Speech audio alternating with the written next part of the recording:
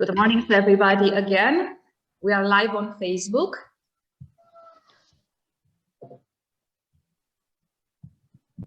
And we are still receiving guests. Welcome to everybody.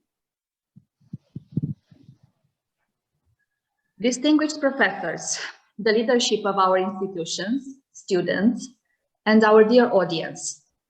We are pleased to have you with us today at the first International Symposium on Security and Peace, jointly held by the University of Port Harcourt and the Center for Peace and Violence Prevention. Friends, colleagues, it is my distinct privilege to introduce the leadership of our institutions and the keynote speakers of this symposium.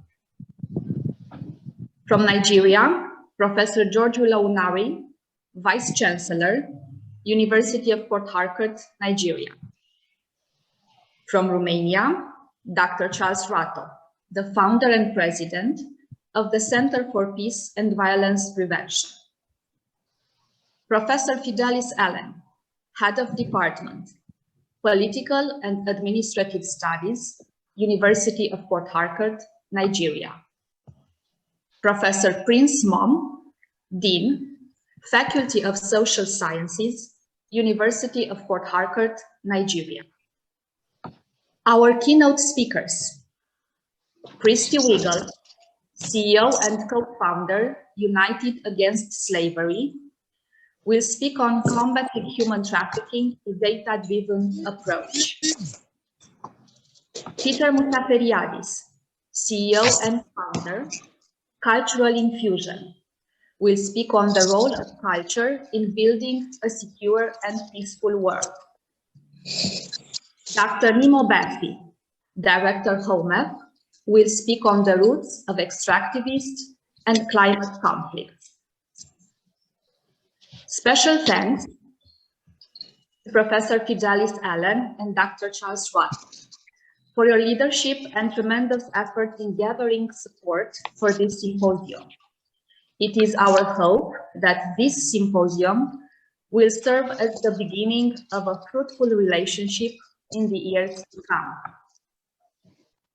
I would like now to give the floor to Professor Prince Mom, Dean, Faculty of Social Sciences, University of Port Harcourt, for the opening speech. Professor Prince Mom, if you could hear us, the floor is yours. Thank you very much, the moderator of this symposium. It's nice meeting you here virtually.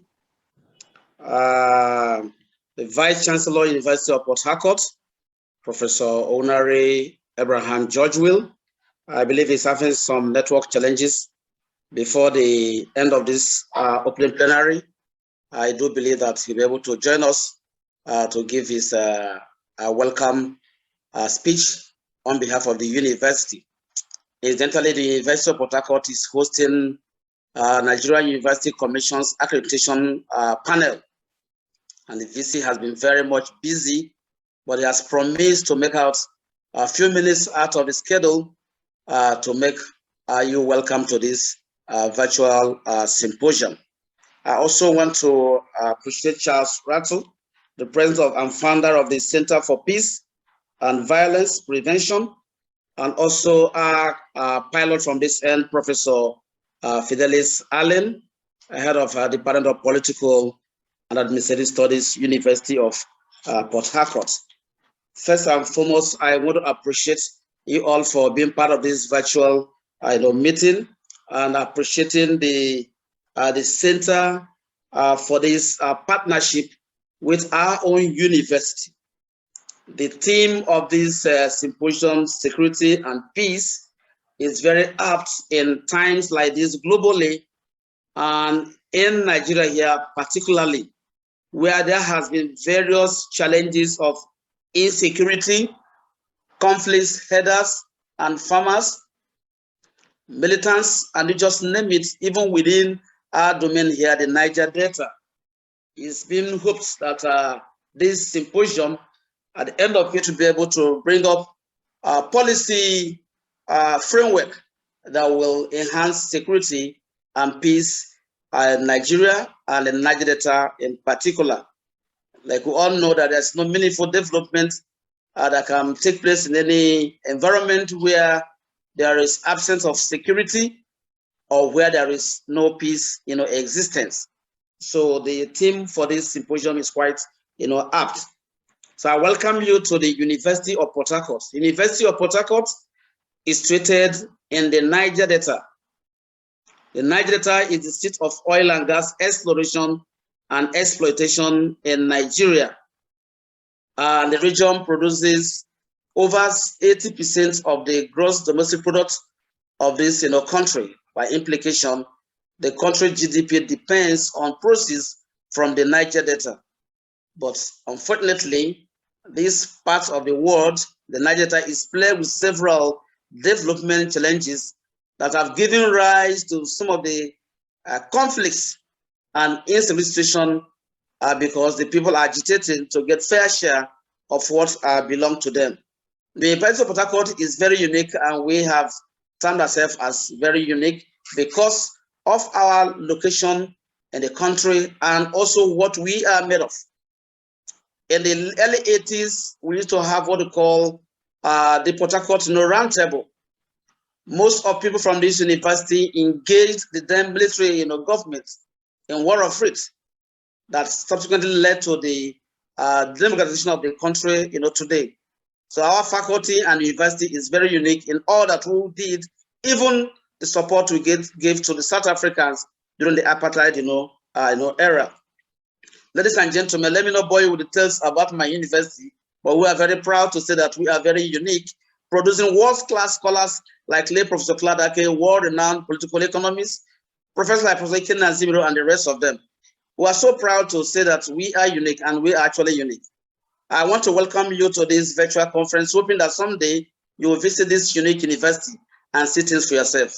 I wish you fruitful deliberations as we brainstorm on how to enhance peace and security in the Niger Delta, in Nigeria, and the world as a whole. Wish you a fruitful symposium. God bless.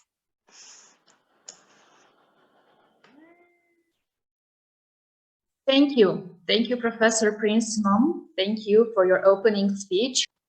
I would like now to give the floor to Professor Fidelis Allen, Head of Department, Political Administrative Studies, University of Port Harcourt, for the welcome address. Professor Fidelis, if you can hear us, the floor is yours. I am pleased to welcome all of you to the symposium. I welcome Professor George Willow-Unare, Vice Chancellor, University of Port Harcourt, and Professor Prince Mom, Dean, Faculty of Social Sciences, University of Port Harcourt, and all the keynote speakers, namely Christy Weigel, co-founder, United Against Slavery, USA,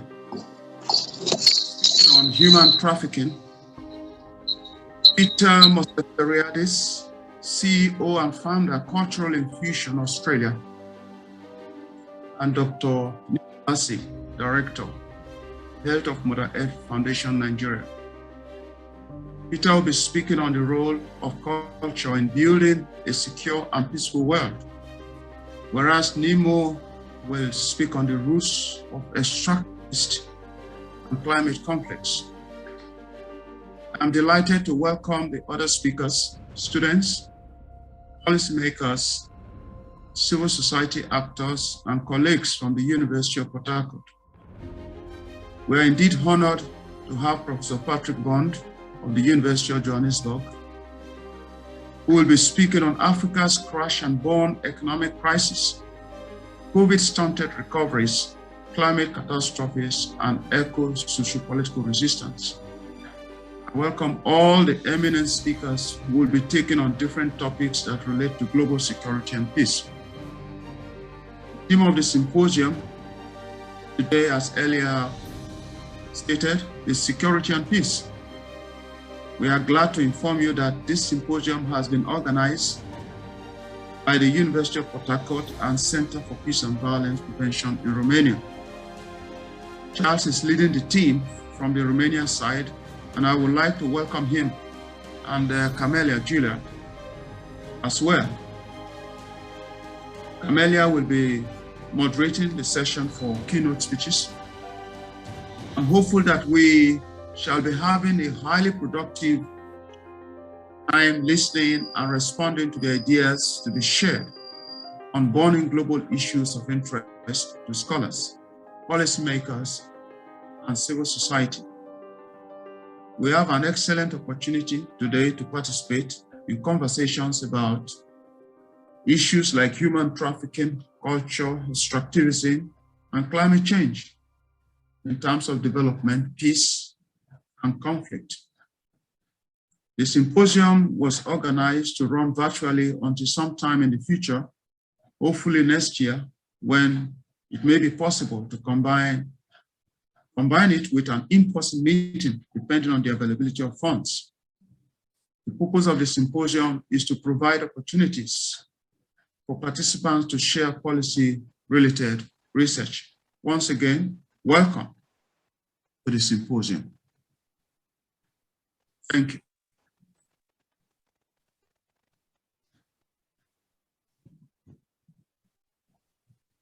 Thank you, Professor Allen. Thank you very much for your welcome address.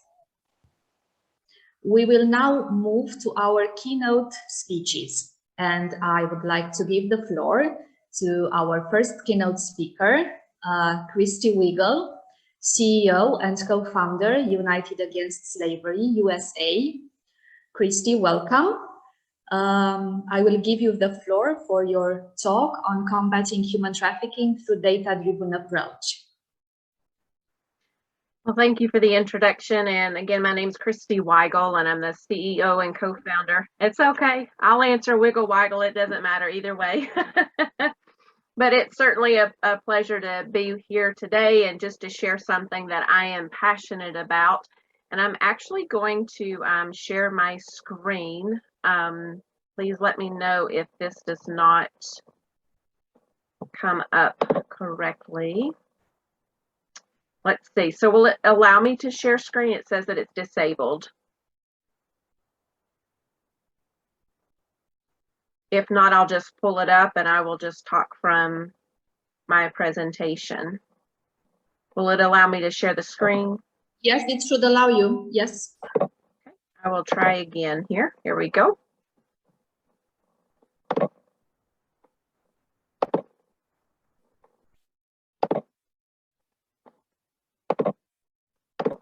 It is working. Wonderful, wonderful. Well, certainly I am very thankful to be here today, and I appreciate the being invited to speak with my fellow field experts, fellow panelists, and also our moderator who is helping this come through. And I will start by just saying I've had the honor and privilege of knowing Charles since 2015. When he participated in our 2016 pilot study. And so thrilled to be connected again with Charles and everything that he is doing. And today I'm going to share something that I'm passionate about. I want to just give a little background information about United Against Slavery and our leadership there, just to put it in context for what I'm going to be sharing today, which is combating human trafficking with a data-driven approach. I personally have been serving in leadership and survivor advocacy for 12 years. I continue to work with both sex and labor trafficking survivors in their healing journeys. For any of us that serve in the anti-trafficking community, we all are able to very clearly identify areas of unresolved challenges that have slowed us down. And as we have started United Against Slavery 7 years ago, it has been important to us to be grounded in being survivor and trauma informed on all levels of everything that we do. It's not enough for any of us to speak against different atrocities and crimes and abuses against men, women, boys, and girls if we're not also having those survivors at the table that desire to be. For me, we have, again, serving for 12 years, have recognized, along with our team at UAS, that there is a significant need for solutions to a lot of these unresolved problems, some of which I'm going to speak about today. And through the lens of that, inequities do exist. That's the reason why we're here. That's the reason why we're all sharing today. And so I just want to just go ahead and get in. And first of all, just give a little bit of information. Most of us are very familiar with human trafficking.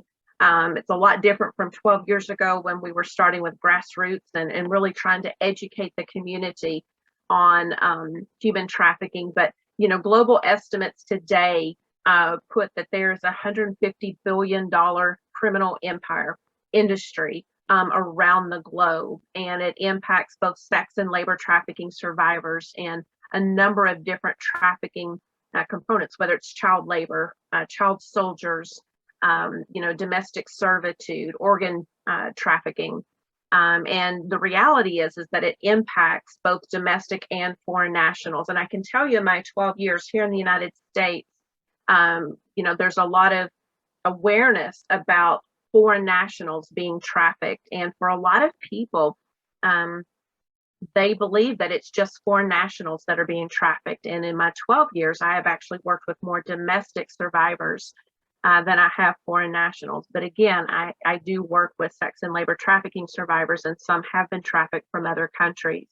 And as we know, traffickers prey upon vulnerable populations. And, you know, part of what we're talking today is, you know, some impacts, those inequities that that can impact war-torn communities and migrants and refugees. And within human trafficking, traffickers will target vulnerable populations, you know, whether it be men and women, boys and girls of color, the LGBTQ community, anyone, indigenous origins, you know, anyone that traffickers can prey upon to benefit their own greed. They can become a target of human trafficking. And so as we consider all the progress that we've made across the global community over the last decade, you know, we are making progress, and it is very rewarding to be able to see how much progress we've made.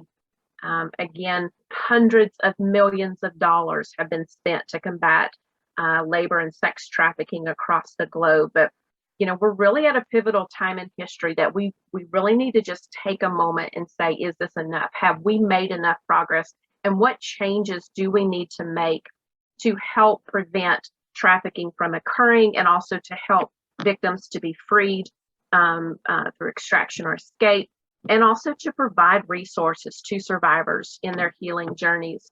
And so, you know, as we consider some questions, you know, what slows down progress? Again, I've mentioned unresolved challenges. I want to just give some examples. You know, what may some of those challenges be? At United Against Slavery, we have identified more than 20 different stakeholder groups that have played key roles in counter trafficking measures. And today, I just want to give you an example for service providers, direct victim service providers. You know, as we consider different challenges that service providers may face, such as resources, survivor needs, organization needs, technology needs, safety concerns, you know, I just want to highlight that, you know, the challenges that are going to exist between those 20 different stakeholder groups are going to vary. They're not just going to vary between the different stakeholder groups, but they're also going to vary among the same stakeholder group in different states or provinces. And those are going to differentiate in different countries. So the challenges that service providers are going to face in Nigeria, there's going to overlap. We're going to see some overlap, but it's going to probably look a little bit different from the United States or Romania and Australia or any other country. The same thing for law enforcement. It's going to look a lot different. You know, here in the United States, challenges that law enforcement may face out west is going to look a little different from what it does out east. And it's important for us to not just identify what those challenges are and how the challenges may differentiate from different geographical regions, we've got to be able to get to a point that we will stop and actually listen to each other, to hear what those challenges are, work together in a collaborative space to actually problem solve those challenges. Again, if our focus is to combat sex and labor trafficking, what are we doing to address those issues, those challenges that may slow down progress? So when we consider all the different components of anti-trafficking work around the globe, clearly we have awareness campaigns that exist. We have training programs to help educate not only the community at large, but also service providers, community leaders, law enforcement, task force agencies. We have philanthropists that, are really the bread and butter that help all of us to be able to do what we need to do. Legislation, it's vital that we have legislators across the globe that are passionate and committed to helping to end human trafficking. And collaboration. Collaboration is something I am passionate about. None of us have all of the answers, not one of us. It doesn't matter what our background is, what we bring to the table, none of us have all the answers. And so at United Against Slavery, it really is part of our mission to include others from other stakeholder groups across different regions in a sense of collaboration so that we can all bring the best of who we are to help combat this crime. But with all of this, as we reflect over the last decade, what is missing? And one of the things that we have found at United Against Slavery, again, from being stakeholders ourselves, is frontline data. That is what's missing. Because if we're not able to identify and document areas, those challenges that exist, and collaboratively work together to help combat labor and sex trafficking, how are we ever going to know what is and isn't working? And this is the focus that we have really focused on at United Against Slavery, is collecting and disseminating comprehensive frontline data in an anonymized surveys called the National Outreach Survey. And I'm going to give some examples of some of the data that we've collected in addition to our current study that we literally just finished up Friday of this past week. So when we consider combating trafficking, it is vital that we make decisions that are data driven. And unfortunately, there is so many outdated statistics that are quoted as current, as factual today, and they're outdated. And some organizations will misrepresent data, statistics that are that may have been collected in previous years to help promote, their own fundraising capacities. And so what I did is I created the National Outreach Survey, or the NOS, several years ago. And within that National Outreach Survey, again, we have identified more than 20 stakeholder groups that play a role, contribute towards effective counter-trafficking measures. And part of our focus within the National Outreach Survey is never to silo the data, to always make that data available, the anonymized data, that is, make that available to the public. One of the things that we say is, data is just data unless it becomes actionable and it's not siloed. And so the data that we collect at United Against Slavery is being made available to the public at large so that the entire anti-trafficking community can utilize that data to help their individual efforts, no matter where they are in the globe. We believe that the NOS is a measurement tool that really helps us to find the effectiveness of anti-trafficking programs that may exist, or to show areas where improvement needs to come in. The reality is that there are no oversight agencies across the globe that oversee all anti-trafficking work. And to be honest with you, anyone can literally go start an anti-trafficking organization and self-identify themselves as an expert and go start fundraising. And so we really are in a season to where we need to just take a step back and identify the areas that need improvement, areas that literally have been slowing down progress. And for any of us that have served in this movement for any length of time, most of us could probably start listing off the unresolved challenges that we have faced, no matter which stakeholder group that we identify in. And so that is one of the things that we have been able to pursue with the National Outreach Survey. And there's several things that we believe that making data-driven decisions can help improve counter-trafficking work. And as you can see here, we do believe that every stakeholder group can leverage data collection and predictive analysis to do several things. First of all, inform awareness and training programs. Imagine if we're able to collect data on the front lines to be able to find out what they know or don't know, and then be able to inform future awareness and training programs, so that for some training programs, we need to move beyond HT 101, Human Trafficking 101, and need to be able to covering more in-depth coverage of sex and labor trafficking.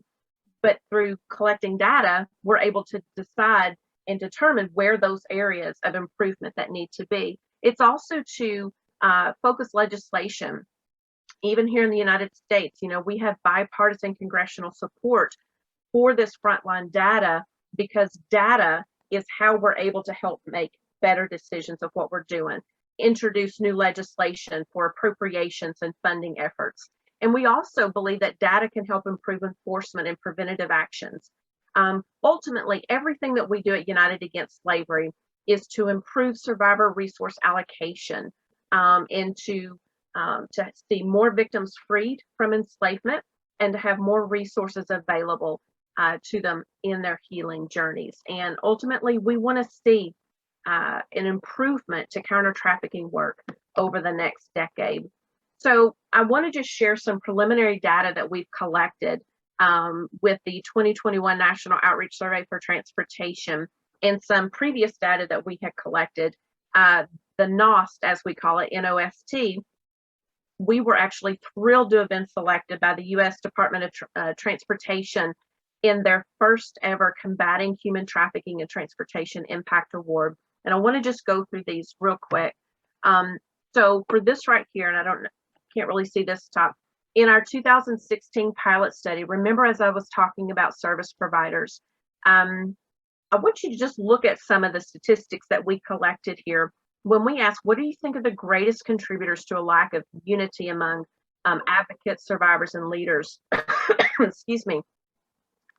I want you to look at, competitiveness for funding. When we talk about unresolved challenges, there is such limited funding and resources in anti-trafficking work, but 67% of survivor leaders indicated that competitiveness for funding is a real issue that breaks unity and creates division. 59% of allies, non-survivor leaders, had answered that. And I want you to just look through some of those areas: lack of best practices and standards, duplication of efforts, lack of communication among stakeholders, turf wars. All of these are unresolved challenges that need to be addressed. And one other data point that I want to just share from our 2018 lingering medical ailment pilot study indicated 100% of survivors that participated in that study had lingering medical ailments.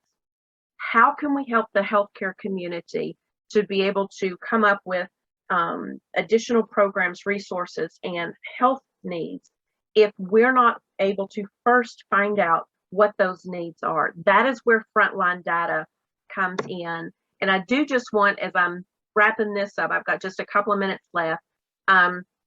With our current study that we just wrapped up this past Friday, again, the National Outreach Survey for Transportation, we asked a series of questions to see if they had concerns about misidentifying signs of human trafficking. Guys, 54% of the respondents indicated that they had concerns. 34% of those said that they will not even report trafficking because of those concerns. And then another 33% said possibly they may not report. I just want to put this in perspective as to why making data-driven decisions is so important. We can look at those three statistics, those data points right there, to note that over 60% of respondents in this study have indicated that they may or probably will not report trafficking because of concerns of misidentification. And what that tells us, just from looking at those data points, is that there is a potential for at least 60% of victims that may be coming through the transportation systems that may never be found because they have, the frontline workers have concerns. Excuse me. And I won't go through these down at the bottom, but as you can see, those are the list of concerns that were mentioned as to why they wouldn't report trafficking. Some of them include being ignored, getting sued. The largest one is embarrassing the passenger or customer. I'm so sorry. Embarrassing the passenger or the customer. This is a huge deal for anyone that works in anti-trafficking to know that this large a percentage of individuals may not report because they have concerns. And so, you know, as we consider how can we improve counter-trafficking efforts if we don't listen to the data of what is and isn't working. And as you can see, it's true for all of us, guys. It's true for all stakeholders, frontline workers, philanthropists, legislators, academics, and even students that are wanting to make an impact. Data is key to improving counter-trafficking measures. And so today, as I'm wrapping up my part of my presentation, you know, how can you be part of the solution? How can others around you be part of the solution? And what can you do to help combat human trafficking with a data-driven approach? I'm going to push these forward because these are so important. When you use data in anti-trafficking, source your data responsibly. You know, quote your sources. You know, look for the most recent statistics that are available instead of something 20 or 25 years ago. And don't sensationalize the data. If there's one victim, it's one victim too much. There's no reason for us to stretch the data to make it look like there's more out there or less out there. Quote what's there, what's been reported. Because again, if there's one, it's one too many. And something that we say often at United Against Slavery, truly survivors are counting on us to figure all of this out. And we believe that combating human trafficking with a data-driven approach is the missing tool, the measurement tool that is that needs to be implemented to improve counter-trafficking work over the next decade. And so for today, I truly appreciate the opportunity to come share with you all and to speak and share something I'm passionate about. But thank you very much. Thank you so much, Christy. Thank you so much for your hard work. Thank you for your presentation. I would like to give the possibility to our colleagues if they may have some questions for you. If there are any questions, I would please ask you to raise the hand here in the chat box if there are any questions for Christy regarding the presentation she gave.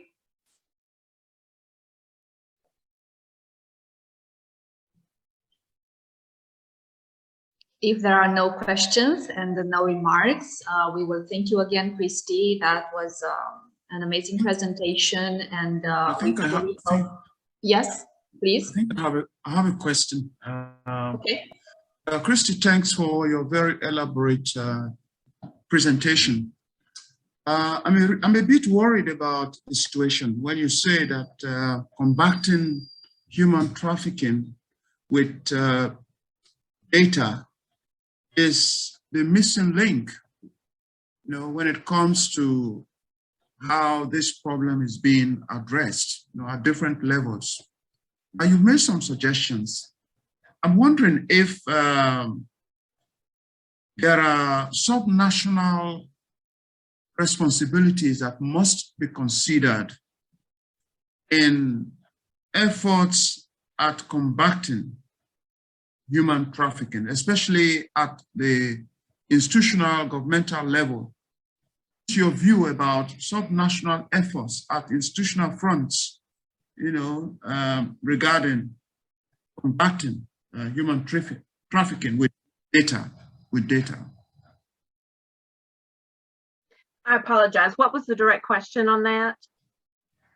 Well, the question is, what is your view about sub-national institutional responsibilities regarding data-driven approach to combat human trafficking? Do you have any view around that?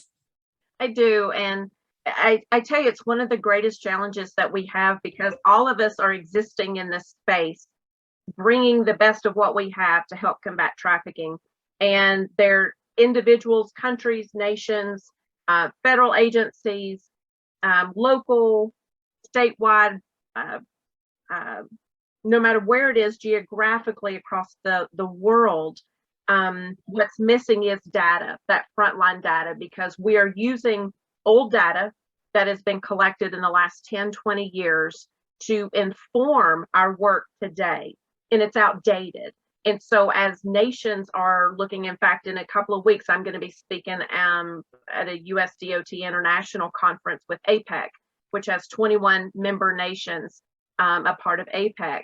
And that's part of the message that I'm going to be sharing, is the responsibility that countries have to make sure that they are using updated data that they are providing, collecting, and making that available to everyone working in their countries, so that we all have updated data that we can use of what's relevant today.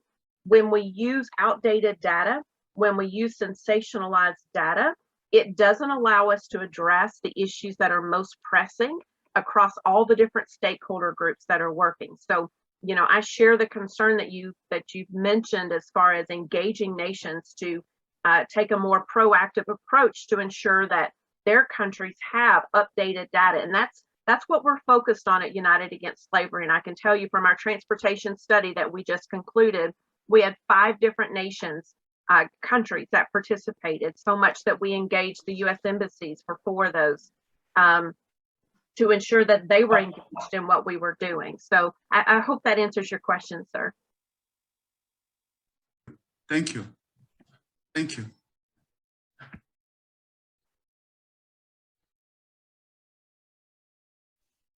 Thank you, Christy, again. Thank you, Professor Allen.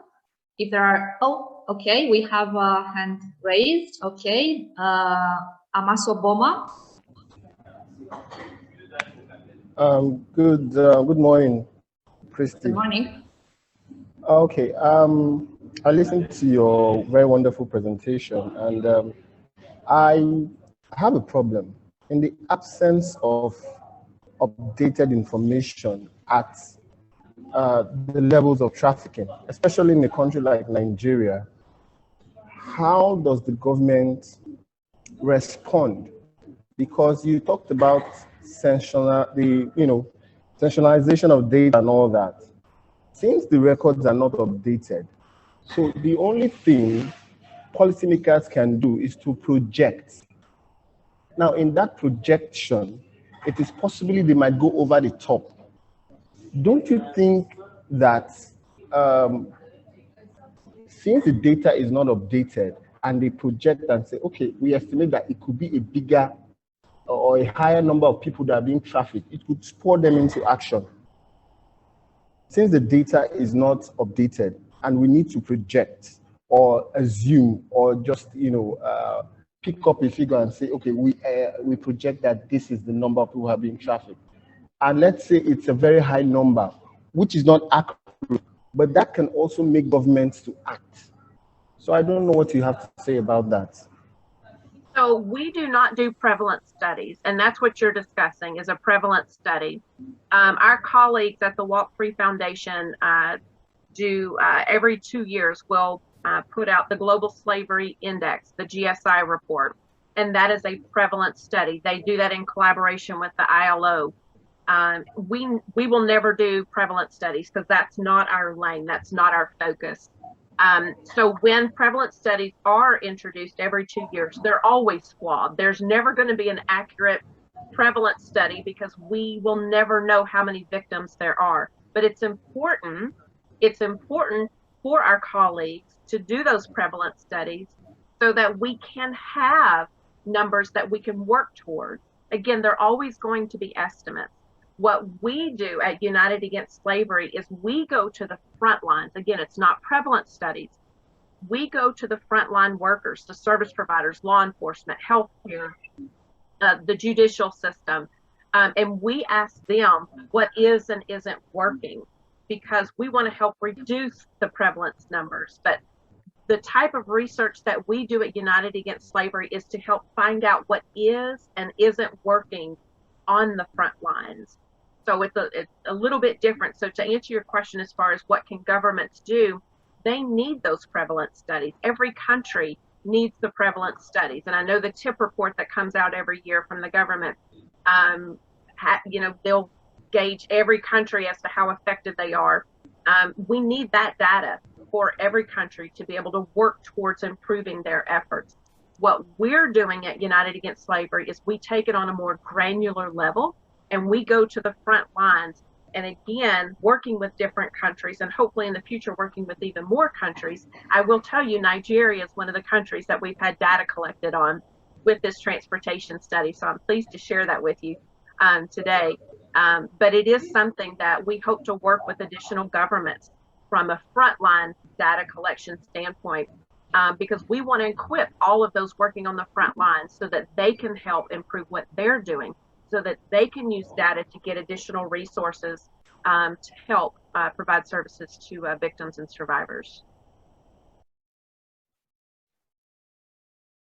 I would like to move on to our next keynote speaker. And I would like to welcome Peter Musafiriadis, CEO and founder, Cultural Infusion from Australia, who will speak on the role of culture in building a secure and peaceful world. Peter, if you can hear us, the floor is yours. Thank you very much. And I apologize for being a little bit late. For some reason, I confused the times. It's 8:45 here PM in Melbourne, Australia. And Melbourne is probably become famous for having the longest lockdown, 267 days. I'm just recovering from COVID. I was in bed for 2 weeks, was fully vaccinated, and it completely floored me. So protect yourselves. Where I come from in Australia, it's customary to do a traditional welcome. And where I live in Melbourne, there are 5 tribes, the Bunurong, the Djadjawurrung, the Taungurung, Wadawurrung, and the Woiwurrung people who make up what we call the Kulin Nation of the city of Melbourne.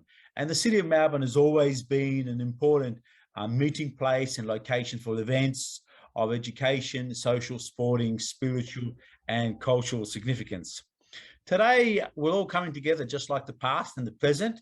And I also want to acknowledge the future custodians and their respective connection to land, water, and communities. And I also want to acknowledge any elders that might be amongst us today. It's a little well-known fact that before Europeans colonized Australia in the late 1700s, there were an estimated 700 languages and speech communities and dialects, and more than 324 distinct ethnic groups, or as we would probably describe as nation states today. Today, there are very few left. There are 50 languages that are spoken, and only 15 of those 700 languages and dialects which are being taught to young people.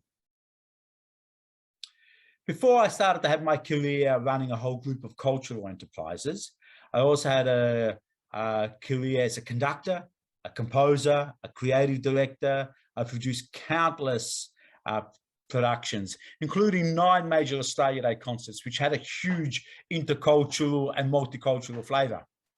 At my last Australia Day concert, which I produced in 2012, I was backstage with the most senior First Nations custodian of the city of Melbourne, the custodian of the Wurundjeri people.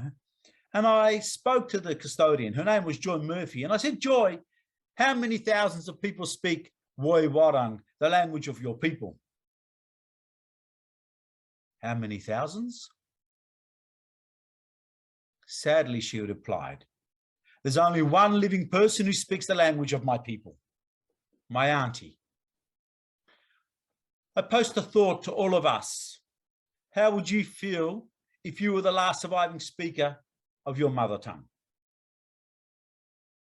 I'm going to return to Australia and its cultural diversity, and I'm going to reflect on our greatest asset in a moment, humanity's greatest brand, our most underutilized brand, our cultural diversity.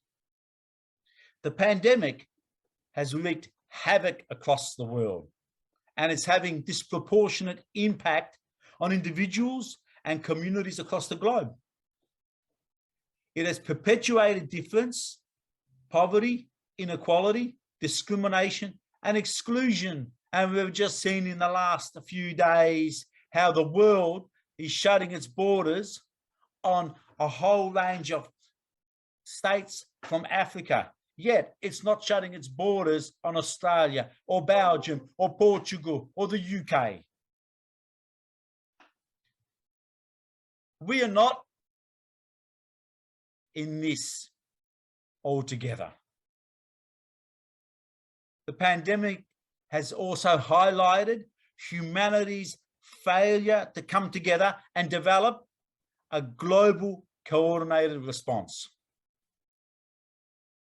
I'd like to offer a moment's silence to those who are less fortunate than us today. Let's spare a thought. Culture is a mighty force. It's a double-edged sword. According to UNESCO, culture is a driver of sustainable development, an eradicator of poverty. It's key to quality education and key to building peaceful, cohesive, and tolerant communities. I'd also like to add that culture is also a driver of innovation. Knowledge is based on the diversification of ideas. So what better way to innovate than by bringing diverse perspectives together? So what is culture? Culture is a problematic term. I would say, what isn't culture? Culture is overarching, it's underpinning. Simply put, culture is the ways in which a particular group of people live. It includes shared knowledge, values, customs, and even includes symbols and physical objects. It's so much more than the arts. So when we hear the word culture, what are we referring to? You know, are we referring to a national culture? Are we referring to an ethno-linguistic religious culture of a group or an individual? Are we referring to organizational or workplace culture, that is the systems and behaviors and values that an organization's employees are required to subscribe to? Our organization, 7 years ago, after working in the space of promoting diversity, and in particular cultural diversity, since 1998, we decided to conduct a whole lot of literature reviews and put a team of subject matter experts together to try to define what appeared to be something that was poorly defined, cultural diversity, analytically neglected and in need of robust understanding. And what we did was we were able to disaggregate cultural diversity into 4 pillars: country of birth, going back 3 generations. We were also able to disaggregate it into religion or spiritual traditions or worldview as a way of how we make sense of all living things around us. We were able to also disaggregate it into cultures, subgroups, ethnicity, ancestral heritage, and also languages and speech communities. We built this massive database, and something that I've been developing for the better part of well over 2 decades, 3 decades now, since 1988. A huge database that ensures an inclusive data set that ensures no one is left out. More than 45,000 categories. And the way that we categorize that data allows us to look at the relationship of one culture to the next. When we started to look at diversity, we started to also look at the metrics of diversity.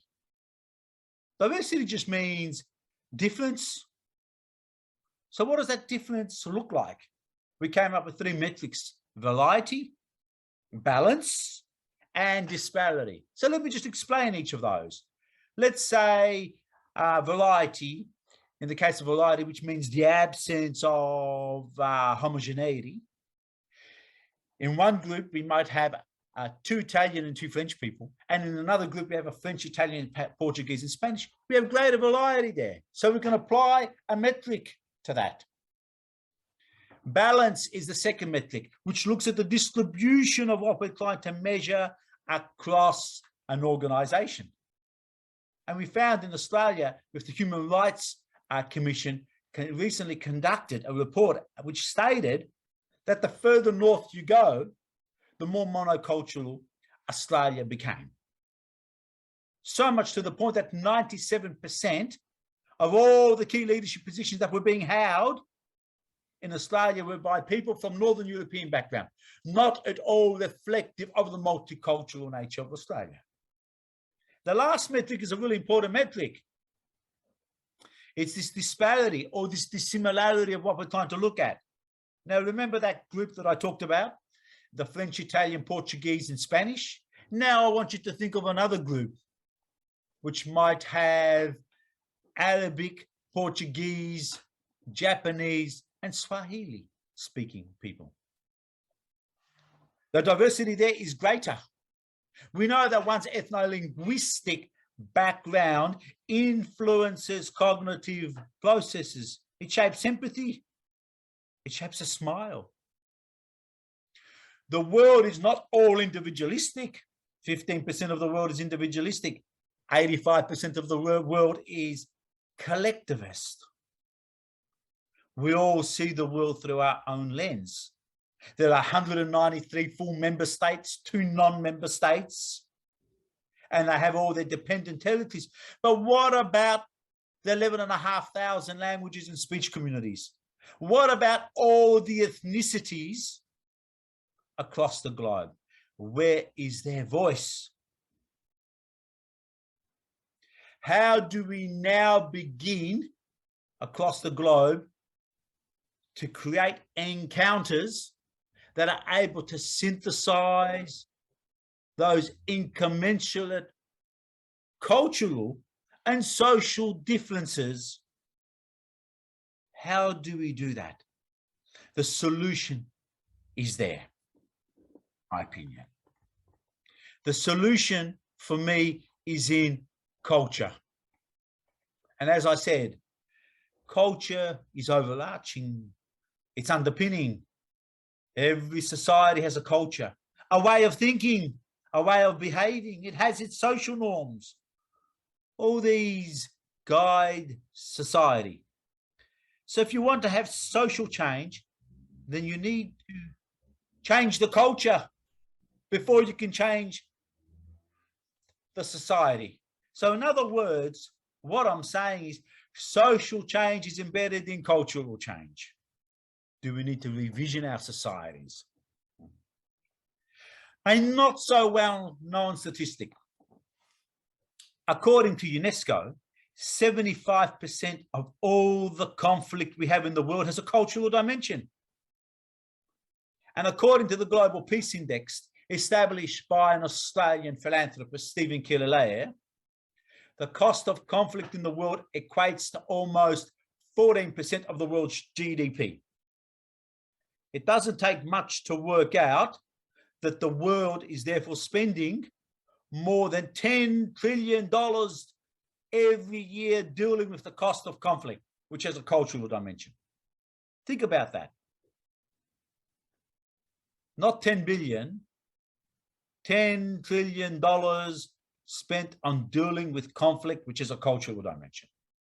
So the question to all of us is, why are we not re-envisioning societies to put culture at the heart of all education, development, and progress.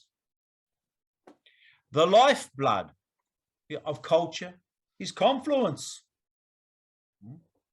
convergence. Cultures need to be reinventing themselves. They are not there to be essentialized, to put a border around them. We need to revision not just our societies, but we need to also think of the modern day nation state, which is now being challenged by the cultures that exist within them and the cultures that spread across those boundaries. In order to stay vibrant, cultures need to absorb, adapt constantly to their environment. History tells us again and again that societies have forever coexisted and have done so successfully. This is exemplified in architecture, language, gastronomy, science, maths, visual arts, languages, and so many other disciplines. Think of the numerical system we have today, which has been around for 1,000 years. This was not one culture bequeathing this to us. This was the Arabs converging with Persians, with Hellenic thought, with Hindu thought, to give us this incredible system. Think of the bionic eye and how that's come about as the convergence of many different disciplines coming together to give us something that would have seemed impossible many, many years ago. We have the early stages of a bionic eye. Think of First Nations people, Indigenous people, and their contribution to medicines, their contribution to how to live with nature. In Jeddah, they're building the very first desalination plant in the world, which is carbon neutral free. This is not one culture developing it. This is Saudi Arabia opening itself to the world and saying to cultures, let's put our minds together to give something new to humanity. But none of this innovation would have been possible without one thing: intercultural dialogue. Intercultural dialogue, along with acceptance and tolerance, become the premise for innovation. So the point I'm making here is that cultures are not exclusive. Why do we exclude them? Cultures need to be constantly reinventing themselves, and when they come together, they can create something incredible. But we're not seeing that. Since the 1960s, we've seen the rise of identity politics. The World Web in 1989 was developed by Tim Berners-Lee, the year that the Berlin Wall collapsed, supposedly the wall that would end all wars. And in 2007, what did we see? The rise of social media. In a way, the latter has fueled identity politics, leading to polarization of public discourse and to the ridiculing and dehumanizing of entire cultural groups. We are living in a super diverse world where the World Wide Web and social media has allowed for extremist thinking to be shared instantly across the globe with like-minded people. But since 2007, we've also witnessed something else. We've witnessed the decline of peace according to the Global Peace Index. We saw how social media fueled the Arab Spring in 2011. And 10 years later, my children see TikTok as being the latest scientific journal. And not only them, but so many others. We are seeing social media platforms feeding into that biological mechanism, which has taken more than 200,000 years to evolve. Fear. What drives fear is ignorance.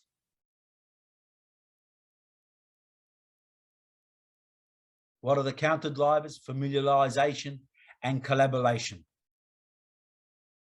So the point I'm making is that we have many challenges that we're experiencing across the world. But I want to talk a little bit about peace because I've spoken a lot about culture.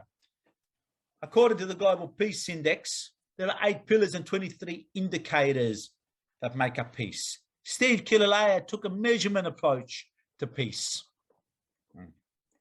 But you know, this idea of taking a measurement approach to peace isn't a new idea. In the 5th century BC, according to my ancestors, the ancient Greeks, they also took a measurement approach to peace. The Greek word for peace is erini, and erini is derived from the verb ero, which means to string all the different components together, which make up peace into a state of equilibrium. If there's one missing link or one weak link, peace collapses. This is a very similar notion to what someone came up with 2,500 years later. Yes, we don't need to look too far. The answers are in history. And of course, the Greeks weren't measuring everything. That notion of peace, of course, changed when Alexander the Expansionist made his way to South Asia and was introduced to different notions of peace. So we need to think of peace more than just maybe as we see it as a state of inner peace. Let's think of it in terms of measurement. So peace today does not mean the total absence of any conflict. It means the absence of violence in all forms and the unfolding of conflict in a constructive way.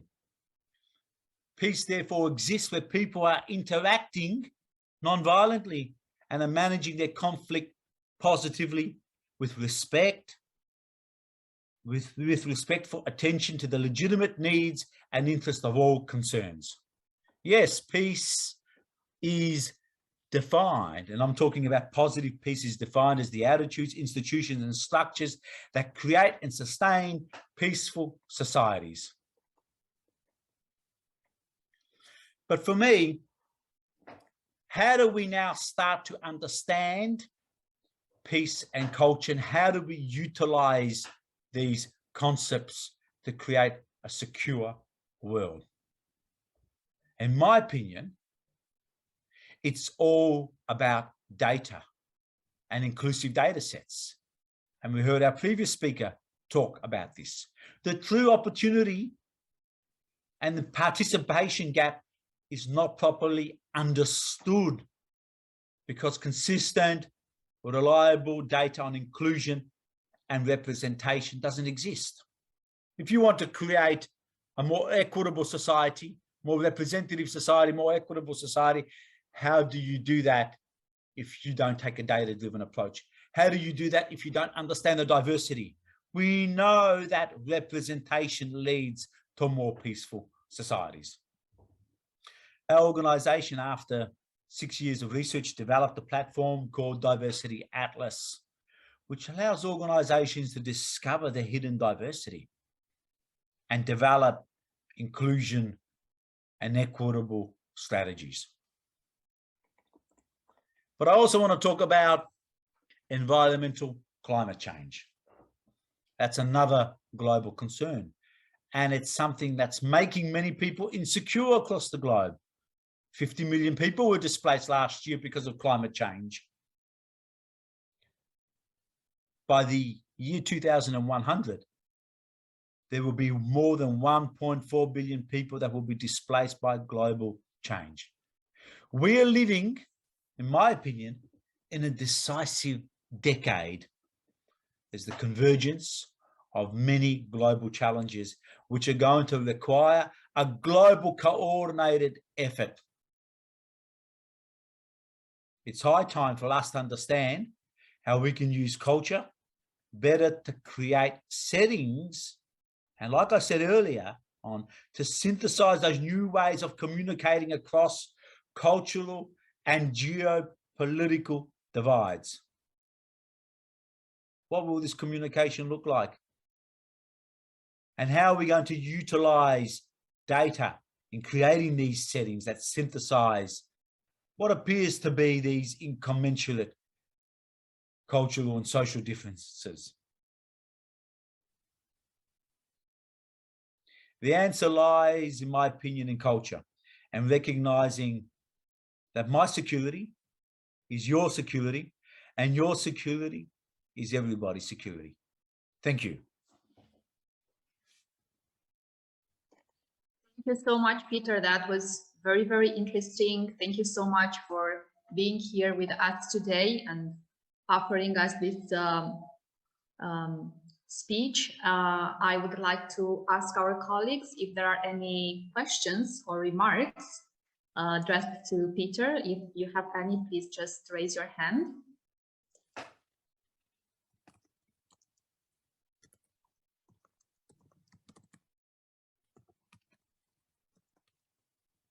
Okay, if there are no questions and no remarks. Yeah, I have just Yes, one. okay, Professor Fidelis, please. I have just one question. Yeah, thank you so much, Peter, for your presentation. I would like to believe that in your definition of culture, it is quite exhaustive. I want to ask about the global capitalist order. Does the global capitalist order, especially because you mentioned climate change, does the global capitalist order has capacity for a distinctive culture that works against the climate, works against equality? Does the global capitalist order have a self-generating culture that is inimical to the climate and equality globally? Thank you very much for your question, Fidelis Allen. I might answer that by looking at the United Nations when it was established in 1948. It spent the next 25 to 30 years developing a whole range of different strategies. But those strategies were developed by people from the global north and with the view from Northern European and mainly American-centric background, with the view of advancing neoliberalism and people that came from highly individualistic backgrounds with no regard for the global south. We're now seeing the outcome of that. I don't think there's any other choice. That I think we can be looking towards different perspectives, and the majority of the world is collectivist. I see that from the culture that I come from, which was, you know, Greek, and also my grandparents who came from, you know, the Ottoman Empire. A very different way to how Northern Europeans see the world. And I think that we need to start to reflect on the decisions we've made and start to think of a new economic paradigm.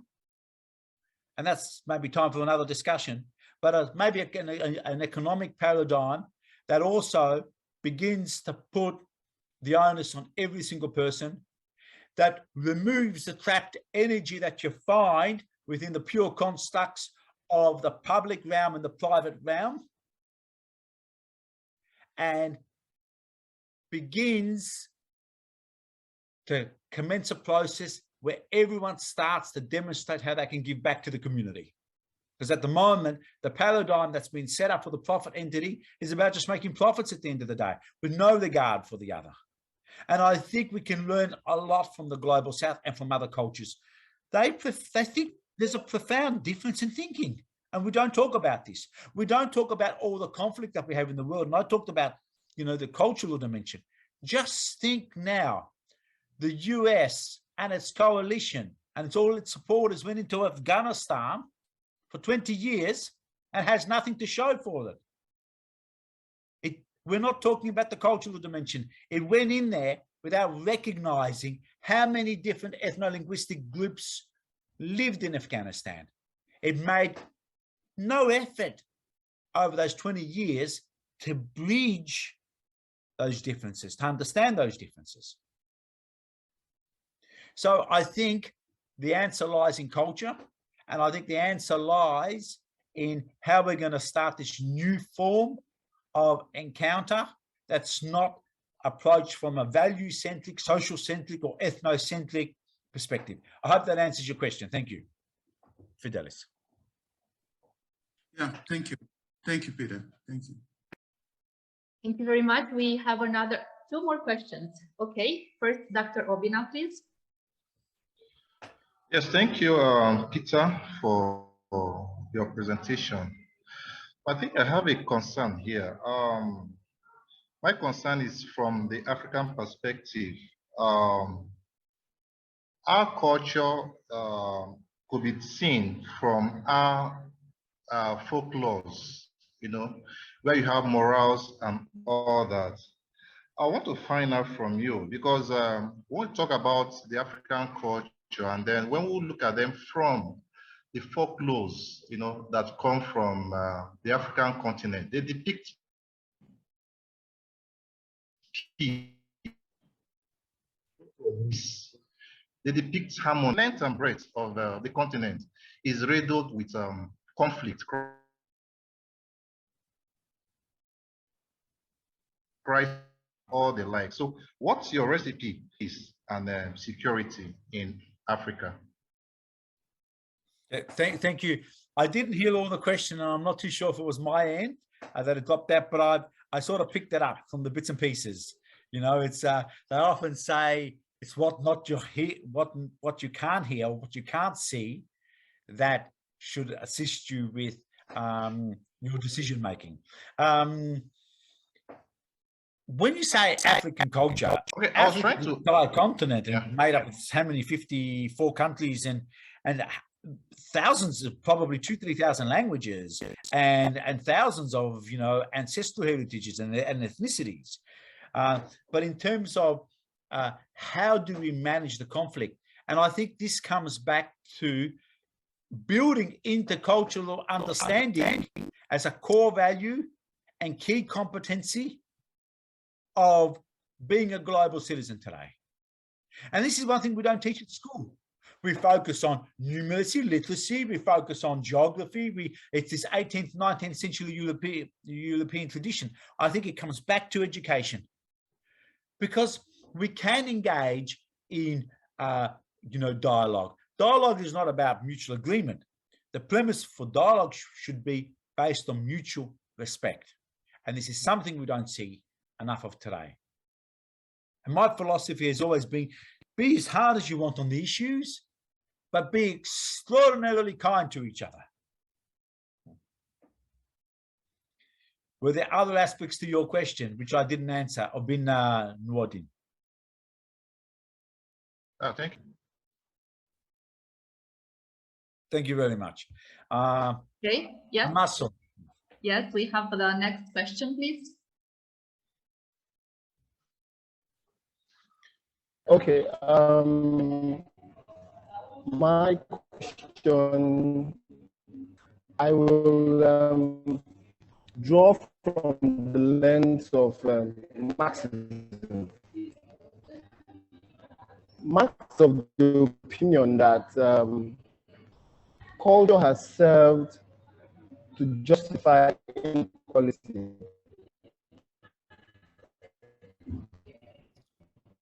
Can you hear me? It's dropping in and out. Maybe if you can also type your question into the chat, that would also assist. Can you hear me? This is what I was going to ask you, please. If you could please put your question into the chat box, because you appear to be interrupting. For the elites.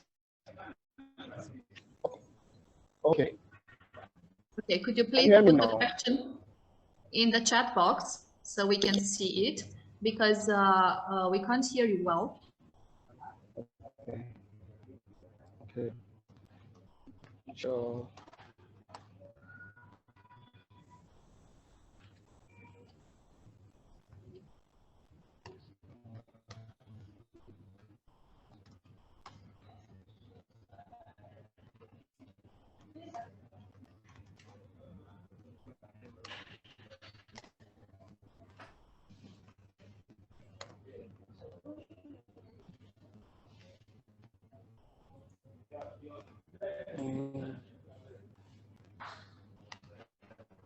Sorry, Peter, did you see the question? Yes. Okay. Why is culture the solution when Marx has argued that culture serves to justify inequality? So first of all, I'm not too sure what aspect of culture Karl Marx is referring to here, but I would also put to you is this is where humanity has arrived at today. There's been conflict since the beginning of time. And I don't think that culture serves to justify inequality and, you know, also conflict. But I also believe that what drives those inequalities and what drives those conflicts is fear. You know, it's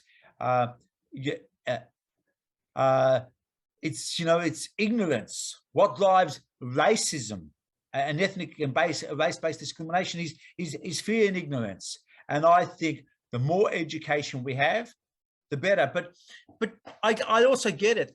If I look where I live in Australia, the cultural hegemony is an Anglo-Saxon culture.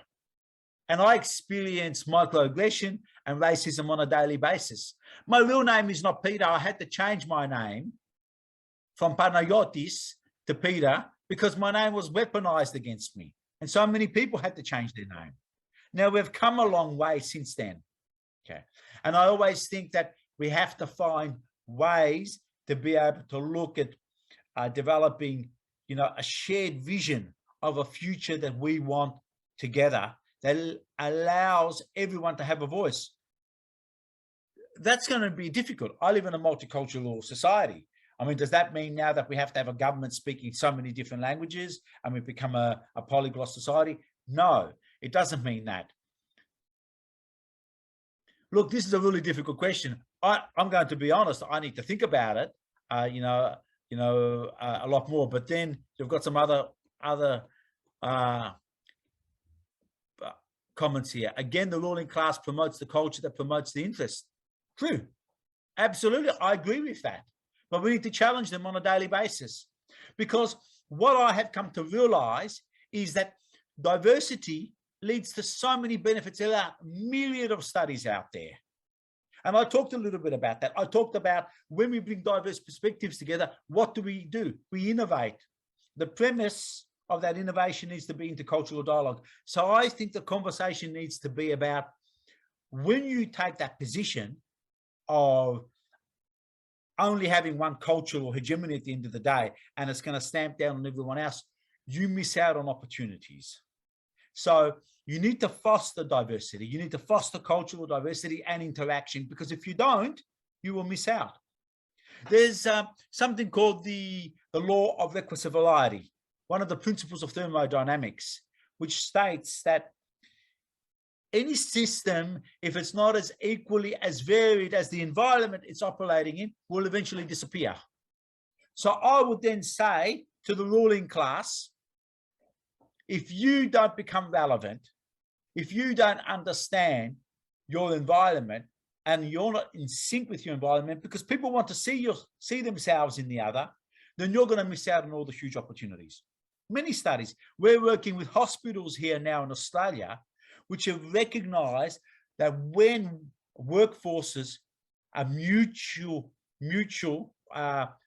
in terms of representative of the communities they're delivering services to, they become more efficient. They save so much money on translation costs. And not only that, there are better health outcomes.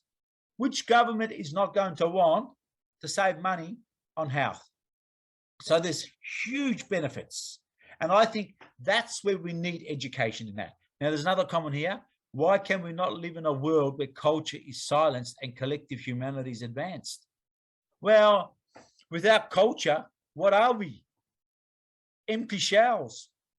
We all have, we're made up of multiple identities. We're all multi-layered. So how can we exist with culture? This is what defines humanity. It's overarching. It's underpinning. I would say to you, what isn't culture? You go out and you do shopping, you experience culture. The moment you interact with someone else, you're interacting through your lens, which is being shaped by your experiences, your lived experiences, and the cultures that have come into contact with you. They've shaped your behaviors, your values, and so many other things. So I'm saying that we now need a new paradigm, a new future, and an age of culture. I know we only have a limited time to talk about this. And I want every single one of you to reach out to me on LinkedIn. I'll put my LinkedIn there.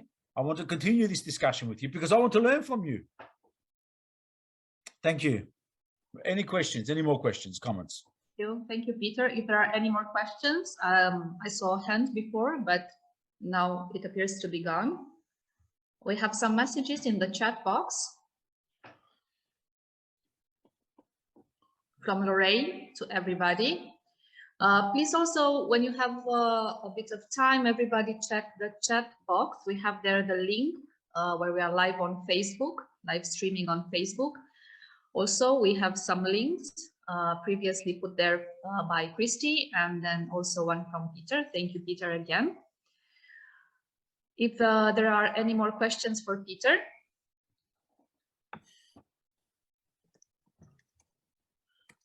Okay, if not, thank you so much, Peter, for your contribution to our symposium. It was really, really great hearing your thoughts. I hope you can still stay with us for the moments who are to come. And I would like to move to our next keynote speaker, Dr. Nemo Bessie, Director, HOMEP, Nigeria. Thank you for your patience. Dr. Nemo Bessie will speak on the roots of extractivist and climate conflicts. Dr. Nemo, if you can hear us, the floor is yours. Thank you very much. It's a special, very big privilege for me to be a part of this symposium on peace and conflict. And thank you so much, Peter, for that presentation on culture. I think it does resonate with some of the things I would be speaking about. I'll try to be quick, and so I will be using slides to guide my presentation so I don't get lost in the forest. As already introduced, I'm speaking on the roots of extractivism and climate conflict. And the drivers of extractivism in the world today include the fact that labor has been cheapened by the extractivist sector, that they can more or less dispose of labor as they please. And because of lack of opportunities for employment, many people are forced to work in this sector and are more or less driven to accept unjust labor relations because they're getting alternative opportunities and also easy. And then secondly, natural resources, nature's gift to humanity, nature's precious resources have been cheapened also because in the process of extractivism, the environmental costs have been externalized onto poor communities and the environment generally. And then again, the market is, sometimes we hear about the hidden hand of the market, but the market's hands are not so hidden. There are clear hands manipulating prices, speculators who are driving the cost of natural resources. And so the market remains often on the side of those who are engaged in extractivism, and so the has been able to maintain the steam because also they work behind military shields. We see this in areas where there's mining, whether it's solid minerals or petroleum resources, or even extraction of timber from pristine rainforest. Now, the roots of the conflict can also be tracked to the pollution from extractive sector, including those who are producing dirty energy resources like coal, like crude oil, and like fossil gas, and then unfortunately also can have also polluting resources coming from renewable energy materials. For example, the material being extracted in places like the Congo for production of batteries and other parts that are used to produce the computers. We depend on the phones and even the cars. And then secondly, we look at the deforestation. Forests have been, trees generally are accepted as good carbon sinks, and they do hold carbon, but of course no tree lives forever, so temporary holding of carbon sink of carbon. Then we have the plantations that are growing. They are still at a time when we need biodiverse forests. We're having big corporations setting up plantations to meet industrial needs and causing deforestation in the process, even though the United Nations Food and Agriculture Organization calls plantations forests. We do know that plantations are not the same thing as forests because these are monocultures. Mining also causes a lot of deforestation. We have cases where places right inside deep forests are turned into deserts. The production of infrastructure for various reasons. Already heard about displacement caused by climate change, and this is forced migration. And there's been a very studied refusal of the global multilateral system to recognize those displaced by climate change as refugees. Now, the question is always, or the argument is always that they cannot be recognized as refugees because there was no definition of climate refugees in the original statute, in the original covenant that were made many years ago. And then these conflicts really supported. I think we heard a lot about the place of culture and the conflicts that we have coming from extractivists and related sectors relate to the increasing marginalization of certain parts of our populations, the exclusion of social groups in terms of decisions on what to do with the gift that nature has for us. And kind of marginalization and exclusion also could not relate to economic issues and sometimes outright environmental racism on the part of those who are carrying out the exploitation. And one other factor that locks in the conflicts, generates and locks in the conflict that we will see from extractivism, from climate change, is persisting, prevalent mentality, which can best be labeled as coloniality.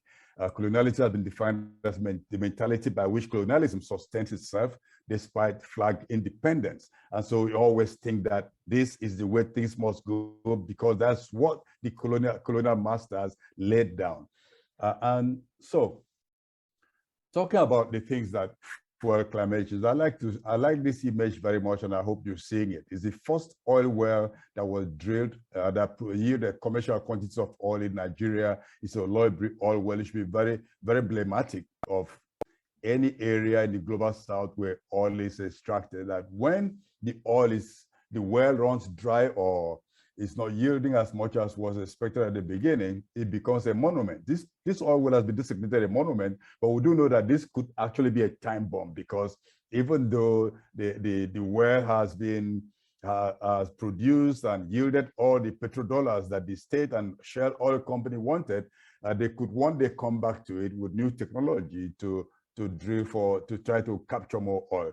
Now, just speaking about oil wells, in Nigeria at the moment, we have an oil well that was drilled decades ago just on the banks of Santa Barbara River in the Niger Delta. I'm sharing two pictures. One picture of the well taken in October 2019, and a picture of what is going on right now in that location.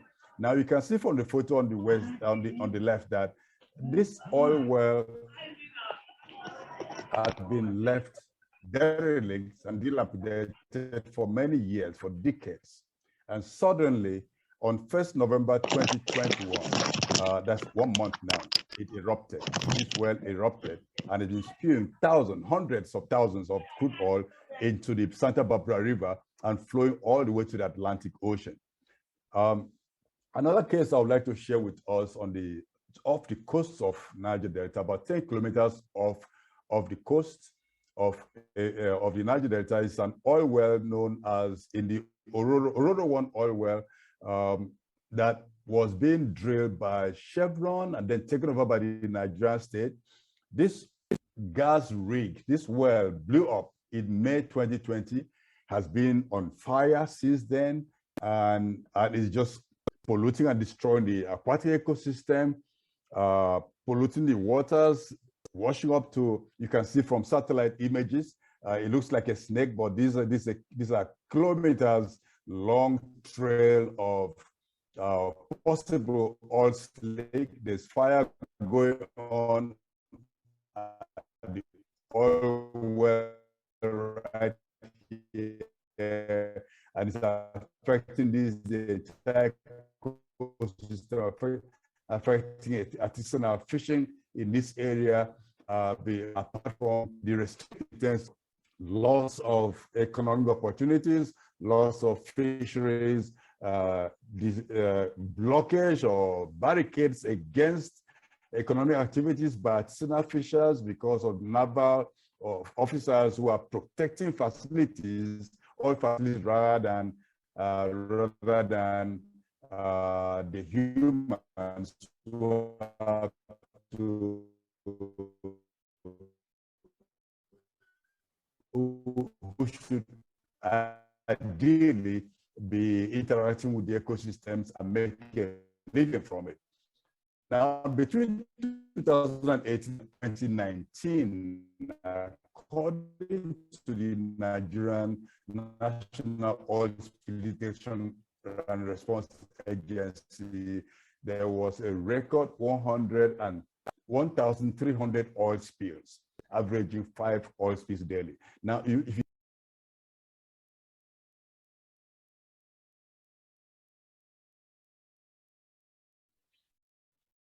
Here is that we have lost the connection with Dr. Nimo Bassi.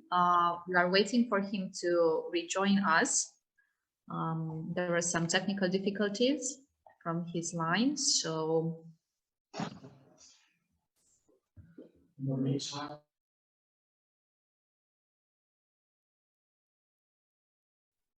you lost me there for some moment. I apologize. It's not my doing. It wasn't designed by me.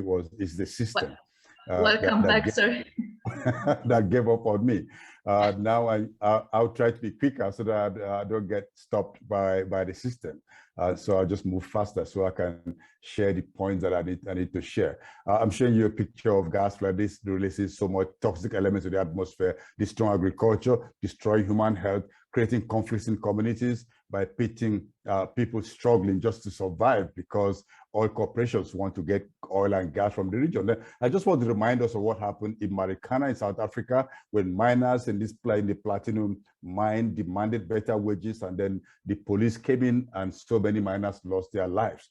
So there's issue of lives being lost directly by conflict with using military force against people. You're having conflict from like mining in Amazon in the photo I'm showing on the left. You can imagine a pristine rainforest becoming like a Martian or a landscape from outer space. And then in Congo, massive deforestation, simply destroying livelihoods. And now because corporations and politicians like to depend on resources from an extractive sector. And the COVID crisis has helped. I said help, very, very carefully choosing that word, to lower the price of crude oil. And so many countries who depend on this resource to balance their budget are struggling to do that. Nigeria requires a barrel of oil to be up to about almost $140 per barrel to be able to balance her budget. But right now, she's not even able. Nigeria is no longer number one in Africa in terms of oil production. Libya has overtaken Nigeria. So Nigeria is struggling to produce about 1.4 barrels a day at the moment, when it used to produce up to 2.5. And so depending on one resource, enforcing extractivist ideals so as the balanced budget is becoming a very dangerous thing to do. My organization just published a report called Africa Caught in the Fossil Trap. And we chose this topic because if you read from what we hear from the African Union, from politicians, from the Nigerian presidency, there's this insistence that Africa must stay with fossil fuels when the world is moving away from it, because Africa contributed very little to global warming, and therefore we have a right to continue with the polluting pattern because this is the only way we can develop.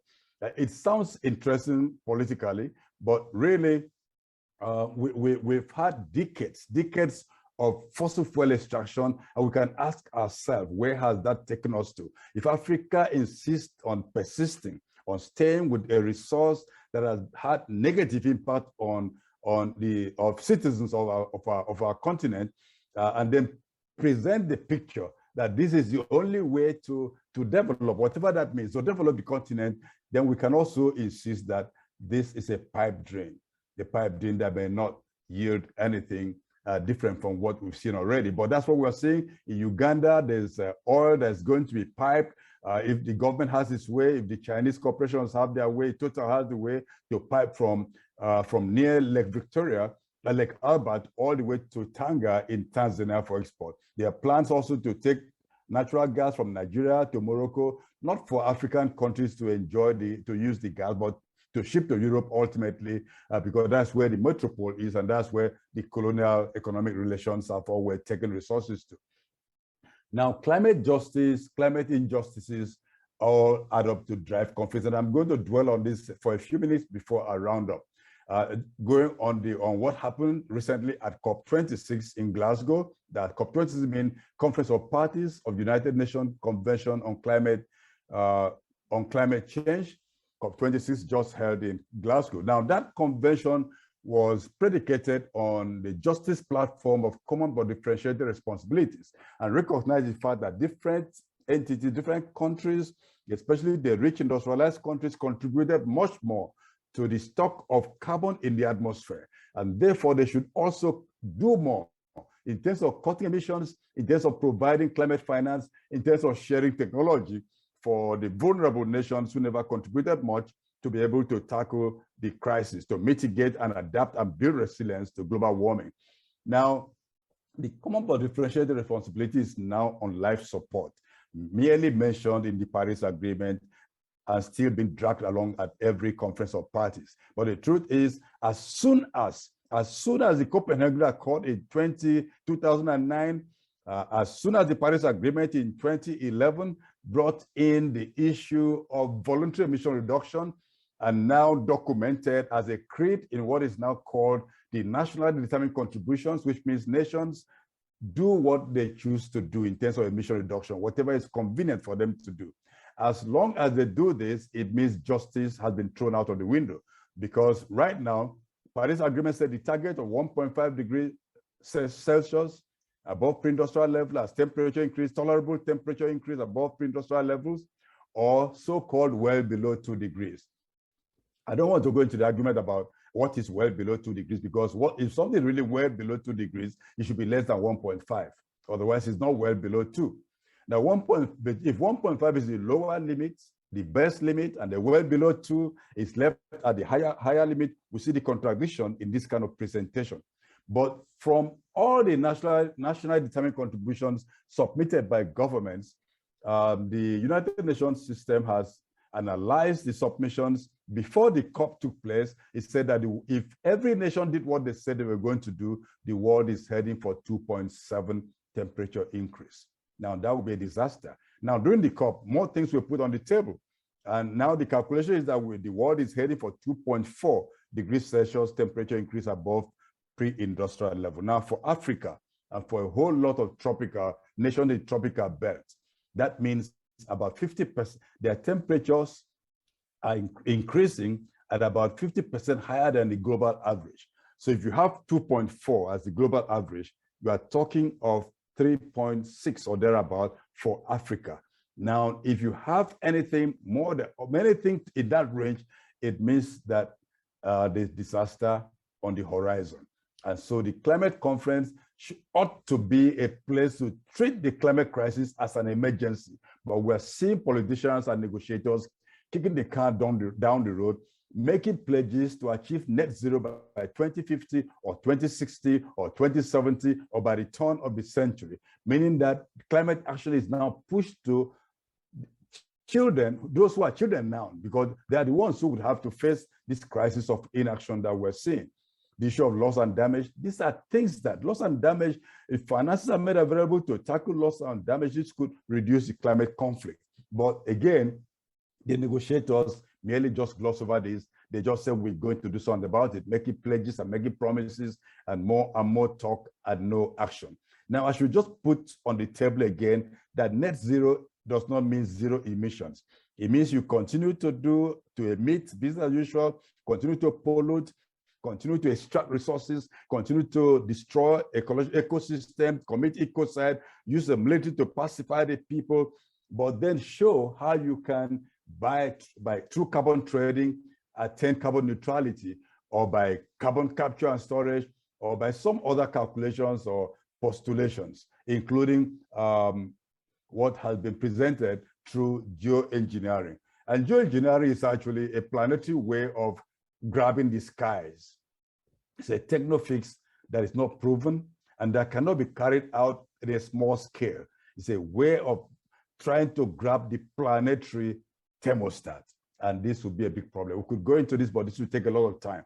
Some of the things being proposed is to whiten the clouds to reflect radiation from the sun back into the sky, to some others propose to fertilize the ocean with iron filings, or to genetically engineer trees to absorb more carbon through enhanced chlorophyll or photosynthesis, or to fertilize the ocean to absorb more carbon, to trigger algae bloom, and this would die and then go to the bottom of the ocean.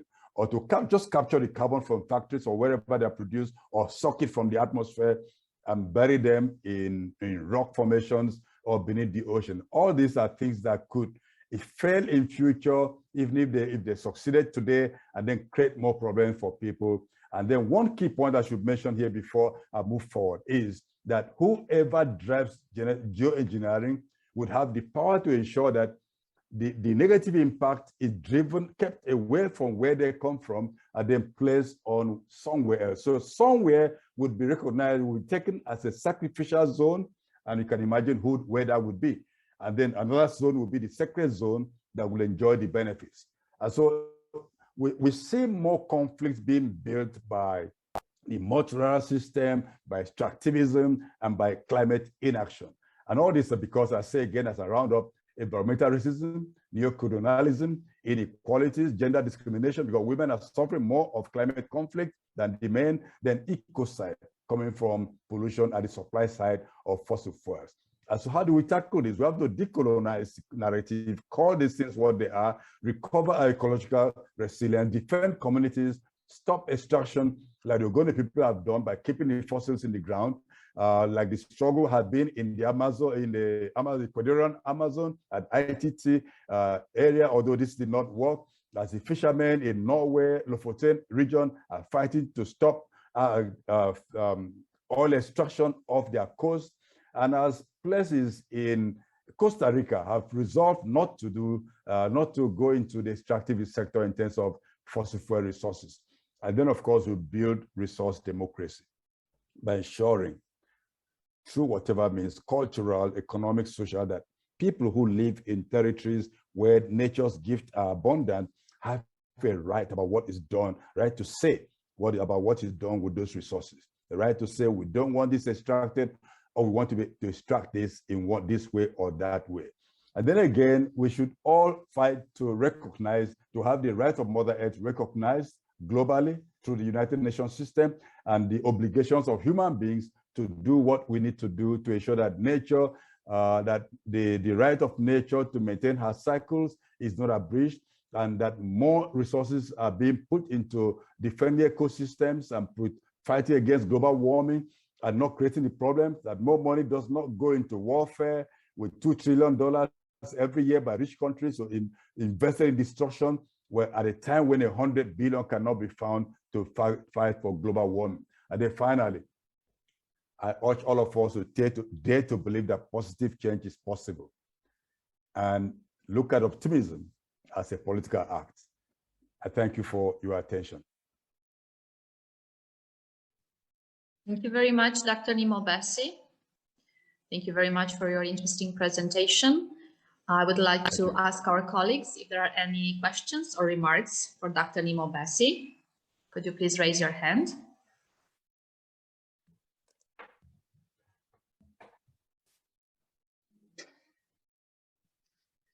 Yes, Peter, please.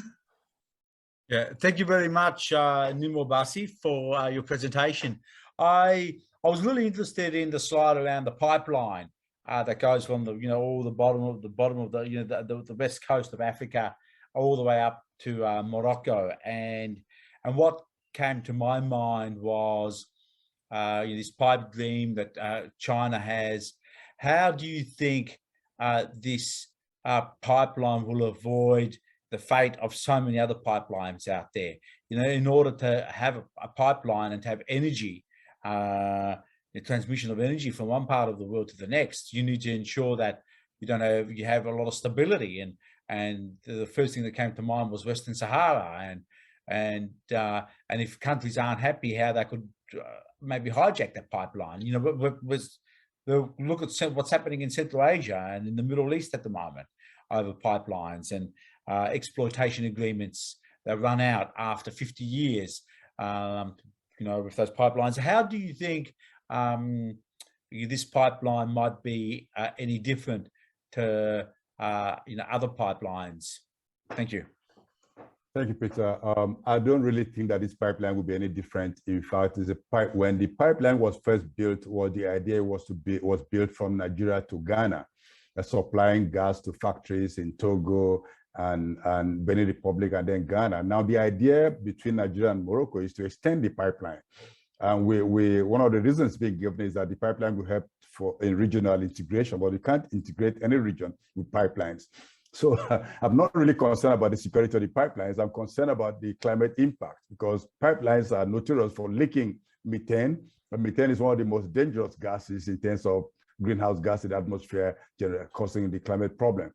One of the pipelines that is really generating conflict on Africa right now is the East African crude oil pipeline going from Uganda to Tanzania. Now, they've not started building it, but the fisher folks, the farmers, the communities have risen up against it, and some financial backers have pulled out. We're hoping that more will pull out, and that will not really happen because the pipeline is carrying very waxy oil. It has over a distance of about 1,445 kilometers. It's going to be heated up about 10 times along the route, and it's passing on the western coast of Lake Victoria, which Victoria Basin supplies fresh water to about 40 million Africans. And so when you put this pipeline through that basin, there's going to be serious conflict because their continent is already undergoing water stress, and then this kind of threat is completely unnecessary.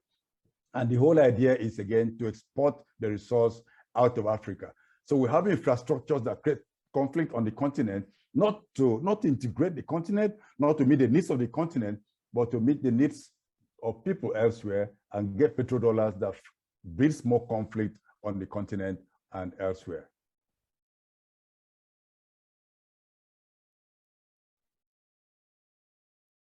Thank you for your answer. Are there any questions or remarks for Dr. Nimo Basi?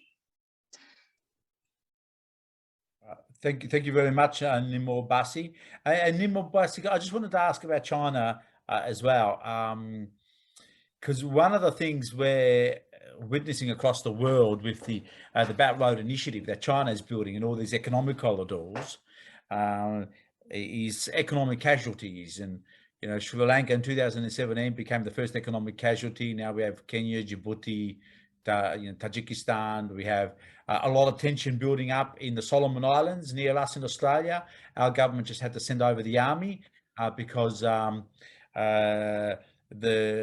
Chinese area, the Chinatown, was completely burnt down. I don't know if you're receiving this news in your part of the world. How do you think Africans in general and Nigerians and every other African nation that's benefiting from these investments is seeing China? Is it as a one way? Is it two things? Are they just taking the money, or is there something much more meaningful that is evolving between these African states and China's investment in them? Again, thanks, Peter. I think what I could just response to that would be, in a very quick, short way, is to say that what is being experienced now is a new form of colonialism. And it's coming from a friendly nation. Most of us like the Chinese system, but I think they're very vicious in the way they're making these gifts and help around the world today. We're seeing a situation where in Zambia already, they've taken over some national assets because of lack of capacity to pay back the loans. And they're very strict about recovering the money. So they make the infrastructure look like it's a gift they're giving to countries, but these are very astute business people. Already there's a trend to take over the international airport in Uganda because of lack of payment, defaulting, and because they also agreed when they signed the agreement that if we default, you can take these facilities. So African countries and whoever is taking it from China must be very, very clear. If the agreement is written in Chinese, you better find someone to interpret it into a language that you understand. So you don't sign with a signed agreement that will be enforced against your own interests. Unfortunately, this is happening. I was watching a news report recently on one international channel. Among the resources shown, among the investment of China shown on the screen was some international airports in Nigeria. So who knows what will happen tomorrow? Nigeria is on the track of really a borderless being across generally. So who knows what the Chinese would do? And I think it's while the Chinese may have good intentions and politicians may have good intentions, the way and manner in which they are penetrating the region, especially Africa, is not really adding much value because it's not very, I don't see economic, just like the fossil fuel industry. Less than 1% of the African workforce works in the fossil fuel industry. And less than 5% of the investment in the fossil fuel industry is made on the continent. And so you find when people support that mode of production, it's not really the benefits of the people of the continent, but rather to the benefit of the industry and benefit of the politicians who work in cahoot who are working with this industry. And so they're building conflict today and conflict for tomorrow. And I believe that the best way to go about this is, if you want to go into agreement with China or with the Club of Rome or with the IMF or whoever, ensure that the conditions are equitable and not things that would become a big burden for generations yet unborn.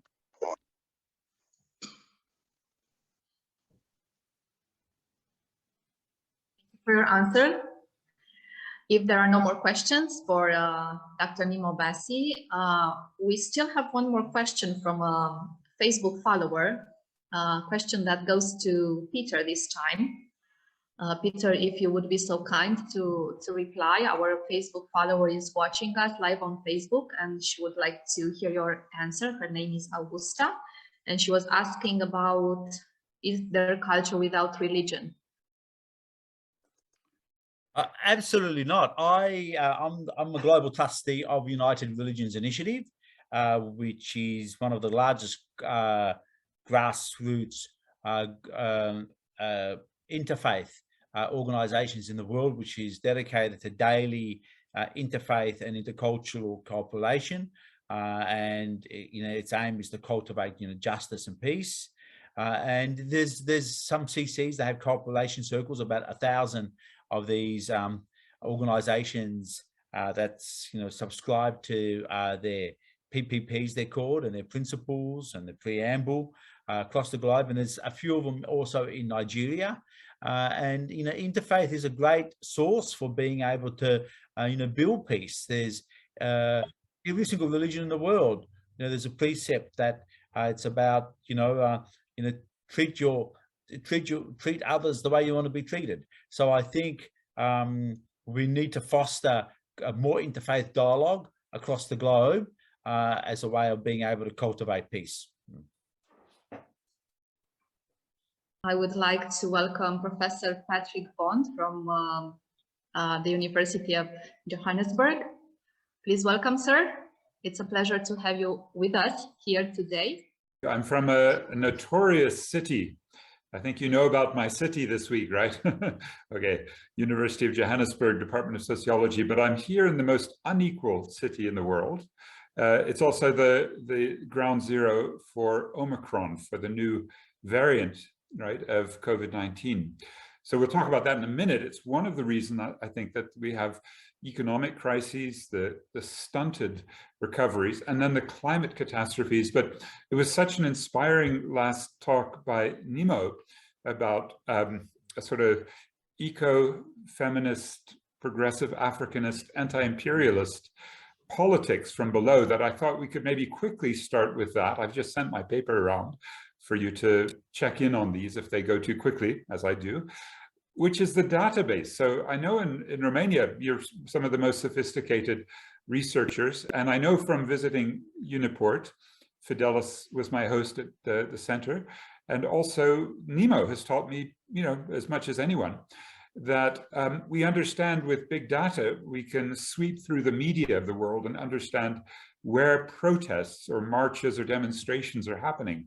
And they're happening a lot on the African continent in this particular sweep. It's not the only one, but I'm going to use it a little. It's called ACLED, and it comes from Sussex. It's funded by the United States Pentagon, right? The imperialist power number one that overthrows most governments and supports most dictators. So we should know what they know. So they're watching us. They're watching the protests through ACLED.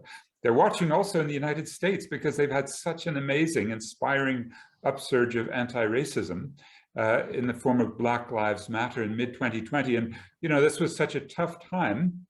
And for you in Nigeria, you were inspired by them, and you had the End SARS movement shortly afterwards, and inspired all of us to tackle these structural injustices.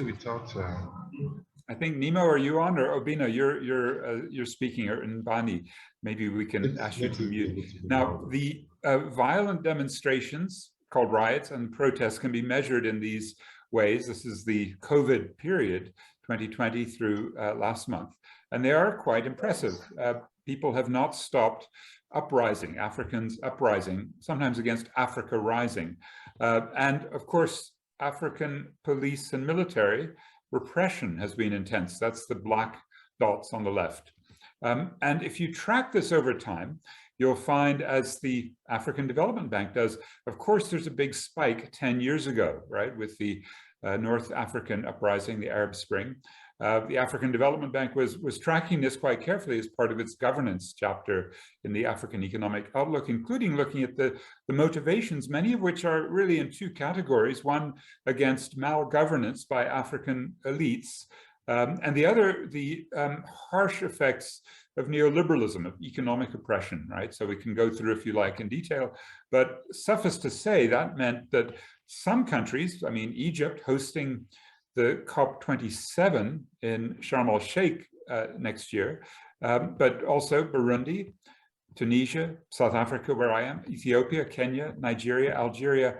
These protests occurred in these waves, 100+ riots in the course of a single month. Now, many, as Nemo has already said, and we work together, in fact, with Environmental Rights Action on a EJ Atlas, Environmental Justice Atlas, of movements from the ground defending their ecological space or trying to resist the incursions, the ones really that Nemo put so well. Some of them, as he pointed out, are minerals and resources, some of them petroleum. This is a map of all of the protests and unrest and armed conflicts around mines. And Nemo mentioned Maracana, which is a couple of hours northwest of where I am now, the terrible massacre, really done for lawnmen, where the emails to bring the police in to use a pointed response came from a man, Cyril Ramaphosa, the main local owner of lawnmen, who's now South Africa's president.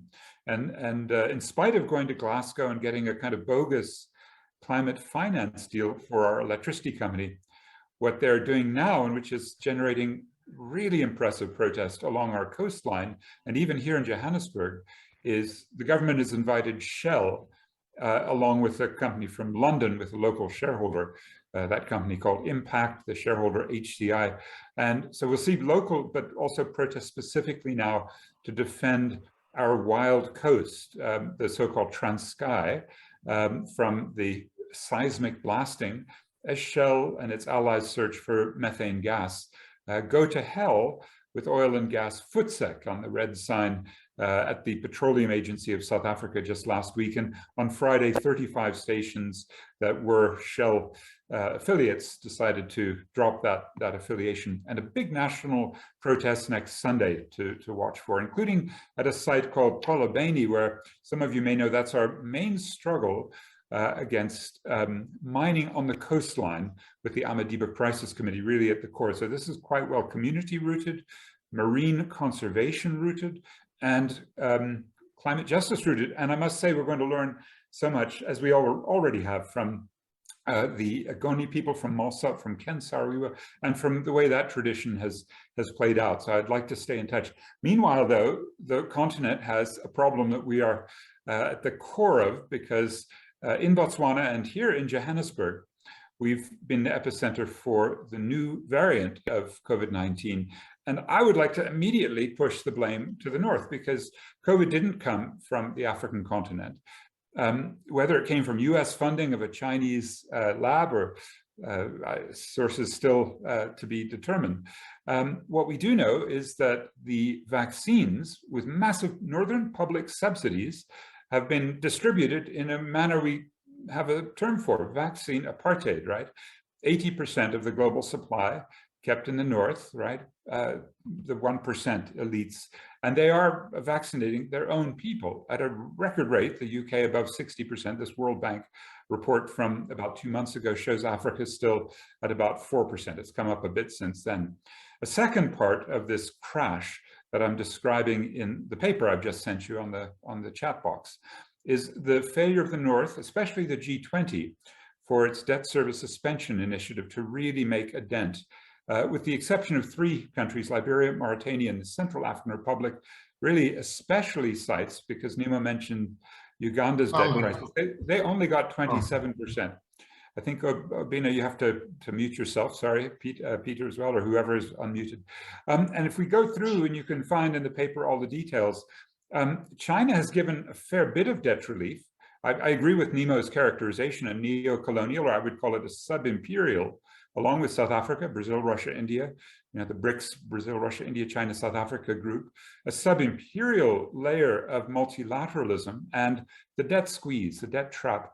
But China's actually written off most. And as we go through FOCAC, just started yesterday, the Forum on African-China Cooperation. It's being held in Dakar. Let's keep an eye, because nevertheless, South Africa is paying most to China because the debt loads are so high. What about those crumbs given out in August called special drawing rights? Remember, the IMF made that sort of gift, like a quantitative easing, by issuing more of its shares, the special drawing rights, and distributing them. And you can see that Africa got something like 3.5% of the shares, even though the continent has 17.5% of the world's population, again, reflecting a kind of financial inequality of north-south. But it's not just the north, because the 4 of the 5 BRICS, that is China up 35%, India 23%, Brazil 10%, and even Russia 8%, in ownership of the IMF in 2015 when they recapitalized. To do that, they stood on the heads of Africans. Nigeria lost 41% of its share in the IMF. Its voice was shrunk dramatically. South Africa also lost 21%. So we are looking in a way at this global financial apartheid to accompany the global COVID apartheid. And then we've got the resource drain. Now, we've already had so many good discussions on the illicit financial flows, where especially extractive industries steal, they misinvoice, they take money, and we've seen from Paradise Papers, the Panama Papers, and now the Pandora Papers, how that happens. But we also should be watching licit, legal profit, dividend, interest outflows. And also, I would insist, a big part of the crash of Africa is the more dramatic outflow of wealth, which is called natural capital. If you're in the World Bank, where I got this data, the World Bank says this is capital. Well, we would call it nature. That's a big difference. But regardless, we know that it's our wealth, our family silver, our sovereignty, and the rights of future generations to this wealth that's being sucked out, ordinarily by multinationals, China often playing the middleman role. And what you see there is Africa has the distinction of being the only part of the world where we're seeing a net negative, what we would call a adjusted net savings. That is after you take away the depletion of wealth of the natural resources and also fossil fuels. When you take that away, Africa actually loses. It's uncompensated for that. And how much at one point in 2014, at the peak of the commodity super cycle, what was it, $127. 2008, it was $213 per person. So you can see it varies, but it's a very substantial share.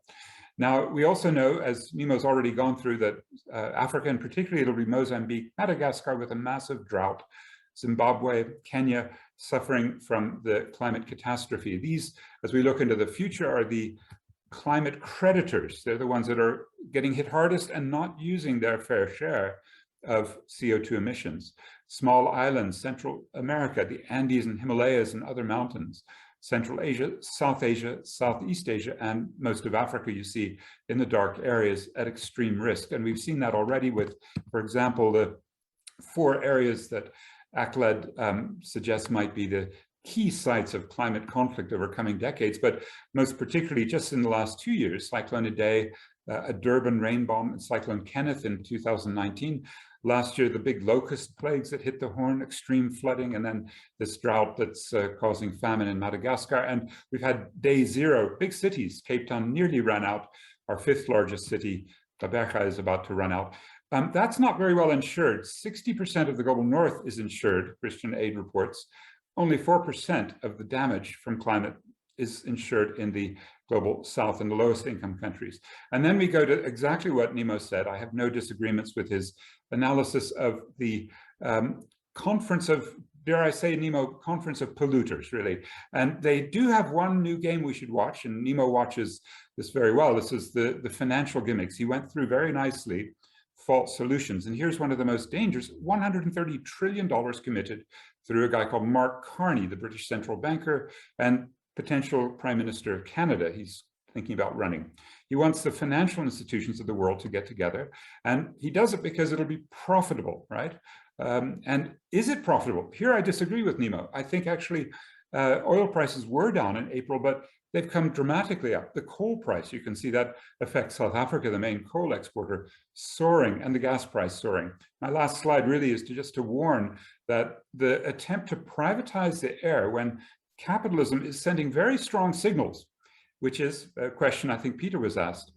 Is capitalism consistent with saving the planet? And the answer from capitalism is definitely not. Look at the reward given to more exploration, more exploitation. The strategy that capitalism has is to privatize the air and sell the right to pollute in the carbon markets, and they're working very poorly. 21% is covered, but with very weak. For example, South Africa, 42 cents a ton, Sweden, $132 a ton. But actually, the social cost of carbon has just been estimated at $3,000 a ton. It's explained in the paper. So we will get fooled, as we were in Johannesburg in 2002, by some, rhetoric of sustainable development, the Trojan horse. We will see the massive bubbling because of quantitative easing, you see. We will see carbon markets, really, this is my last slide, carbon markets bubbling up, but you see they're doing it in conjunction with financial markets. So it becomes an extremely dangerous gimmick for capitalism to claim that if we want to solve these problems, especially the problems hitting Africa hardest, the climate catastrophe looming as the most wicked problem, we simply let the bankers solve it. After all, they're doing so well with their own markets, right? I'll leave it there, but the paper has much more, and I hope we can have some good debates. Thanks very, very much. And thanks to all of you in Nigeria, in Romania, and everywhere else for all the great inputs. Professor Patrick Bond, thank you so much for being here with us today. We hope we will have you at our future events as well. It was a pleasure listening to you. I will give the floor to our colleague, Dr. Obina, to introduce our next speaker. All right, thanks, Camilla. Once again, thank you, Professor Bond, for that very wonderful presentation. It's a pleasure to have you here. So our next presenter is Dr. David Popola. Is Dr. Popola in the house? Good afternoon, distinguished participants, organizers. The title of my paper is Empirical Analysis, Child Protection Rights Violation in Violent Societies, a Case of Northern Nigeria. The protection of children in all societies is not only a human rights issue, but is equally a key parameter for human existence. And I observe that's why many global and continental institutions have put up some legal documents for child protection, child rights protections across the globe.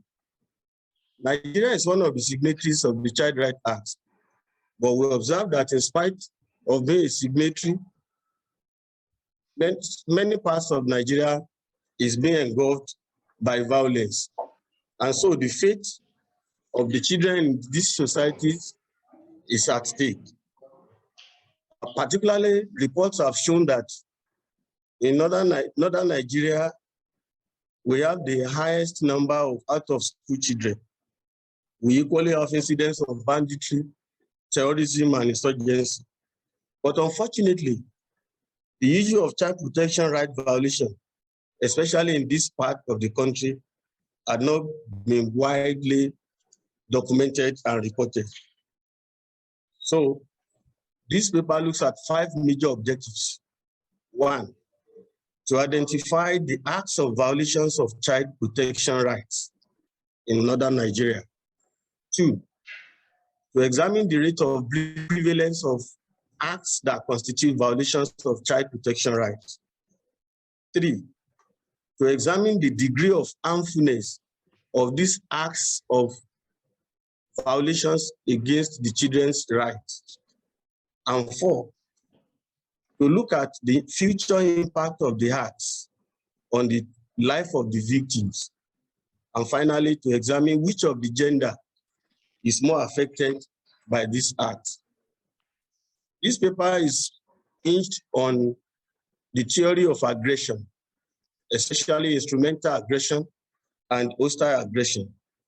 Instrumental aggression looks at the intention of the use of harmful behavior to achieve a particular goal.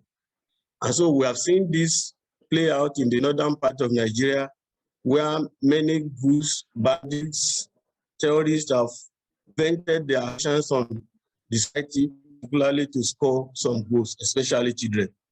The hostile aggression looks at the use of harmful behavior just for the sake of it, either to cause injury or to cause death on the part of the victims.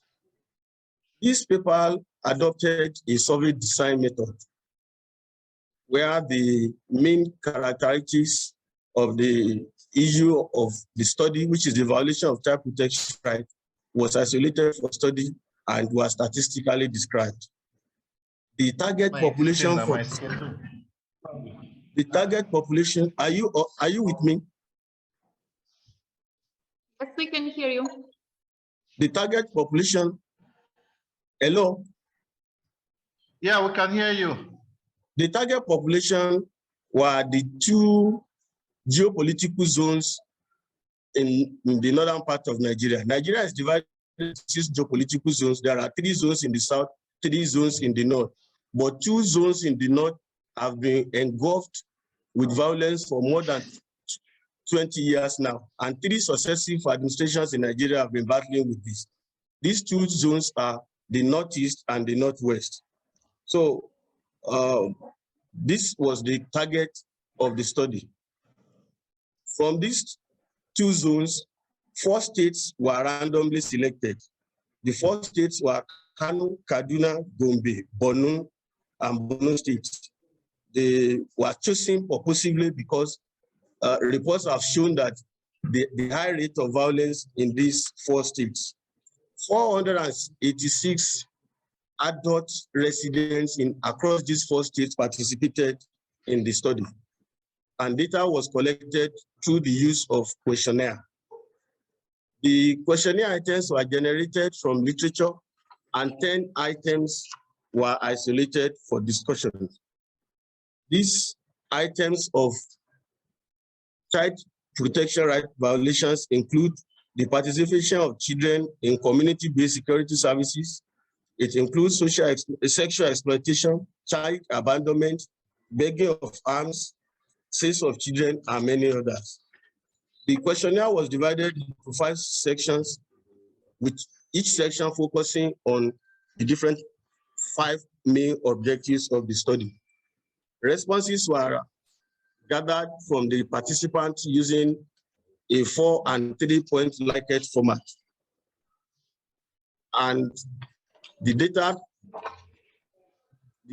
gathered from the study were analyzed using frequency distributions and percentages. Results. In line with the 5 major objectives, 5 main findings were made.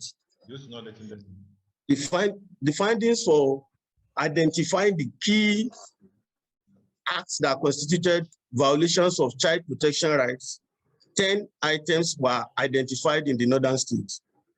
These include community-based security, participation of children in community-based security apparatus like vigilante, sexual exploitation, child abandonment, recruitment into armed military groups, the use of children for hard labor, street trading, children participation in organized crimes, and sales of children. These 10 were found to be violations of Child Protection Act in the northern part of Nigeria.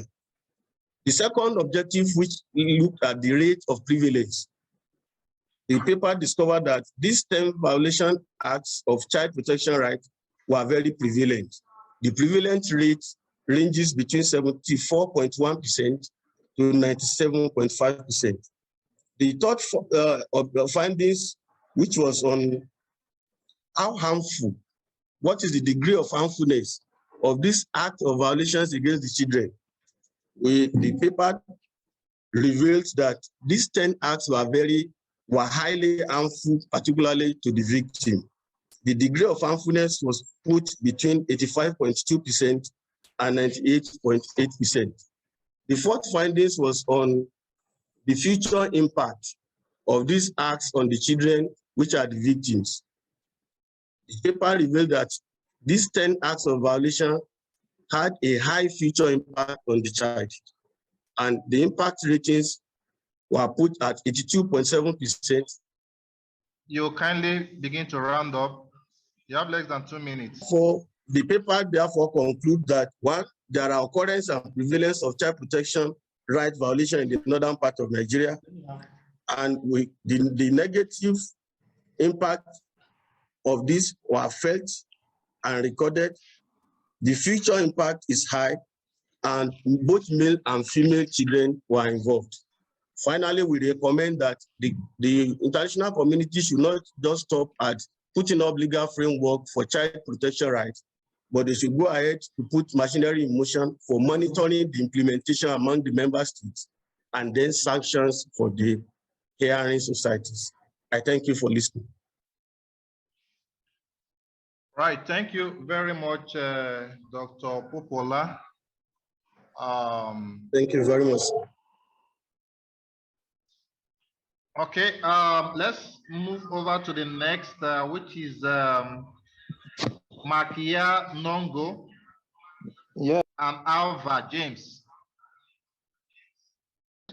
I am Nongo Makia.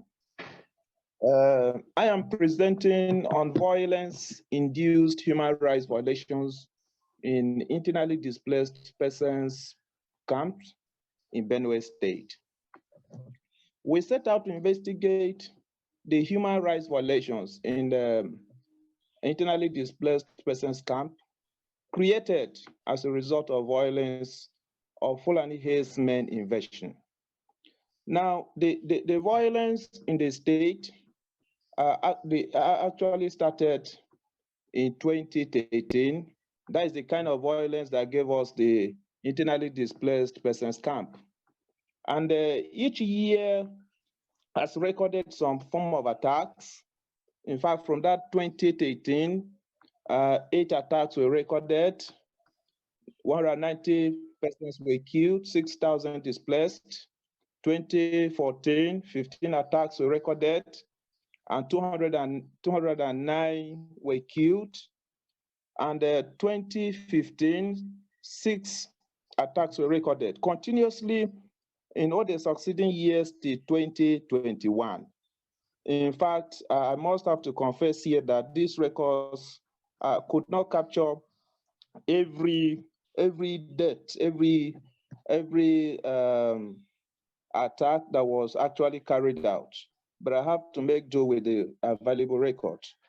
So these attacks created 27 internally displaced camps in the state. And it was in this camp that we set out to investigate human rights abuses or violations. And the discovery was very terrible. We find out that there were several violations. In the area of education, there were violations. Children that were inhabited in the camps, there was no school for them. And we know that in the Human Rights Declaration by the UN in 1948, they specified that the elementary school should be free for all the children. This is not so. In fact, the total number of 4,199 children from the camps visited, we just sampled 3 camps and we visited them. So the total number of these children were completely out of school. There was no school in and around the camps where they could be taught formally. There was nothing like that. And in other camps also I visited, the children could only move about, roam about, play and beg for 20 naira sachet water money. This was a serious violation that was going on there. And in the area of housing, it was terrible also. In fact, the houses that were in all the camps, almost all the camps, the houses were made up of mosquito net. In fact, the good one among them was backed up by cement bags. It was clearly shown in the paper that is presented. And also other forms of violations were also discovered in the camp. Sexual violations in the area of child abuse, children were seriously abused, and also the sources of food that these IDPs were exposed to is very, very dehumanizing. They couldn't, the way they went about looking for food around is actually terrible. And then we see government intervention is not commensurate to what the people are facing. In fact, in some of the camps that we visited and interview were carried out, government is actually failing in its responsibility in intervening to take care of these internally displaced persons in these camps. And it was non-governmental organizations like the Doctors Without Borders, also known as the Medicine Sans Frontiers. They were the people that virtually were seen in the camp trying to render healthcare delivery services in these camps. The other persons like the churches, their presence were noticed around, but the government could not actually be seen. In fact, they will even tell us that they even told us that the camps, some of the things, materials that were donated to the camps could not be seen anywhere at all. They were donated through the government and they couldn't be seen anywhere at all. So on this basis, we recommended in the paper that what actually created these camps the problem should be solved. And that is trying to drive away or convince the headers who are presently occupying so many of the local places to vacate the place. And when that happens, the IDP camp phenomenon will disappear because they will go back to their places. Some of these violations that they are facing will no longer be there. And also government should also be sincere in administering this camp, because they appear not to be sincere at all. At the area of the federal government, pledges were made in time past of 10 billion naira to rehabilitate the internally displaced persons and to rebuild them. But up to now, nothing is actually seen in that regard. The state government, in like manner, is not said to be sincere in administering the camps that their presence is felt. So many other camps, their presence is not there at all. They call it unofficial camps. And so we want the government to take on the responsibility of making sure that the camps is covered with their presence and they are properly and transparently administering the camps. And then we also recommend that more humanitarian agencies, individuals, and non-governmental organizations should be handy to actually assist in the administration of the internally displaced persons in this camp, so as to help curb this wave of violations. Thank you very much. Thank you, thank you, thank you, Issy Nongo, for Yes, the presentation. Kingsley Ogo is here. His paper is entitled Implementation of Memorandum of Understanding between Total Exploration and Production Nigeria Limited in Egi Communities and Youth Violence. So Kingsley, you have 10 minutes. Thank you very much, Dr. Obina. I'm Kingsley Ogun. I'm talking on a paper titled Implementation of Memorandum of Understanding between Total Exploration and Production Nigeria Limited, now Total Energy Nigeria Limited, and Egi Communities and Youth Violence. Since the discovery of oil in commercial quantity in Niger Delta of Nigeria in 1957, the exploration activities have brought pain to the region in general and Egi communities in particular. This pain is as a result of unprecedented environmental degradation, oil spillage, gas flaring, and so forth and so on. The region in general, Egi communities in particular, is also associated with low human capital development. With all these, Egi communities' natural means of livelihood is heavily compromised. Because of this, there have been a sparks of conflict in form of youth restiveness in the area. The company, the oil producing company Total, the oil exploration company Total, in a bid to limit or mitigate this effort, this youth violence, are resorted to corporate social responsibility. But unfortunately, the effort of the corporate social responsibilities haven't been so felt in the area. Hence, the need to introduce MOU, Memorandum of Understanding, to target some specific needs in the area. So this paper investigated the cause of these conflicts in the area using frustration aggression theory. The emphasis of this paper is to see whether the implementation pattern of the MOU, the Memorandum of Understanding between Egi and Total, has a hand, or in effect is mitigating or limiting the crisis, the conflicts that have engulfed the area for years. Then I choose frustration aggression theory to be guided as a theory to be guided in course of my investigation because of the key assumption of the theory, which argues that people resort to violence, to aggression because of unmet goals. I also did a comprehensive literature review to the extent that I was privileged to look at what different authors have said about MOU concepts, that is Memorandum of Understanding concepts, youth, conflicts, and so on and so forth.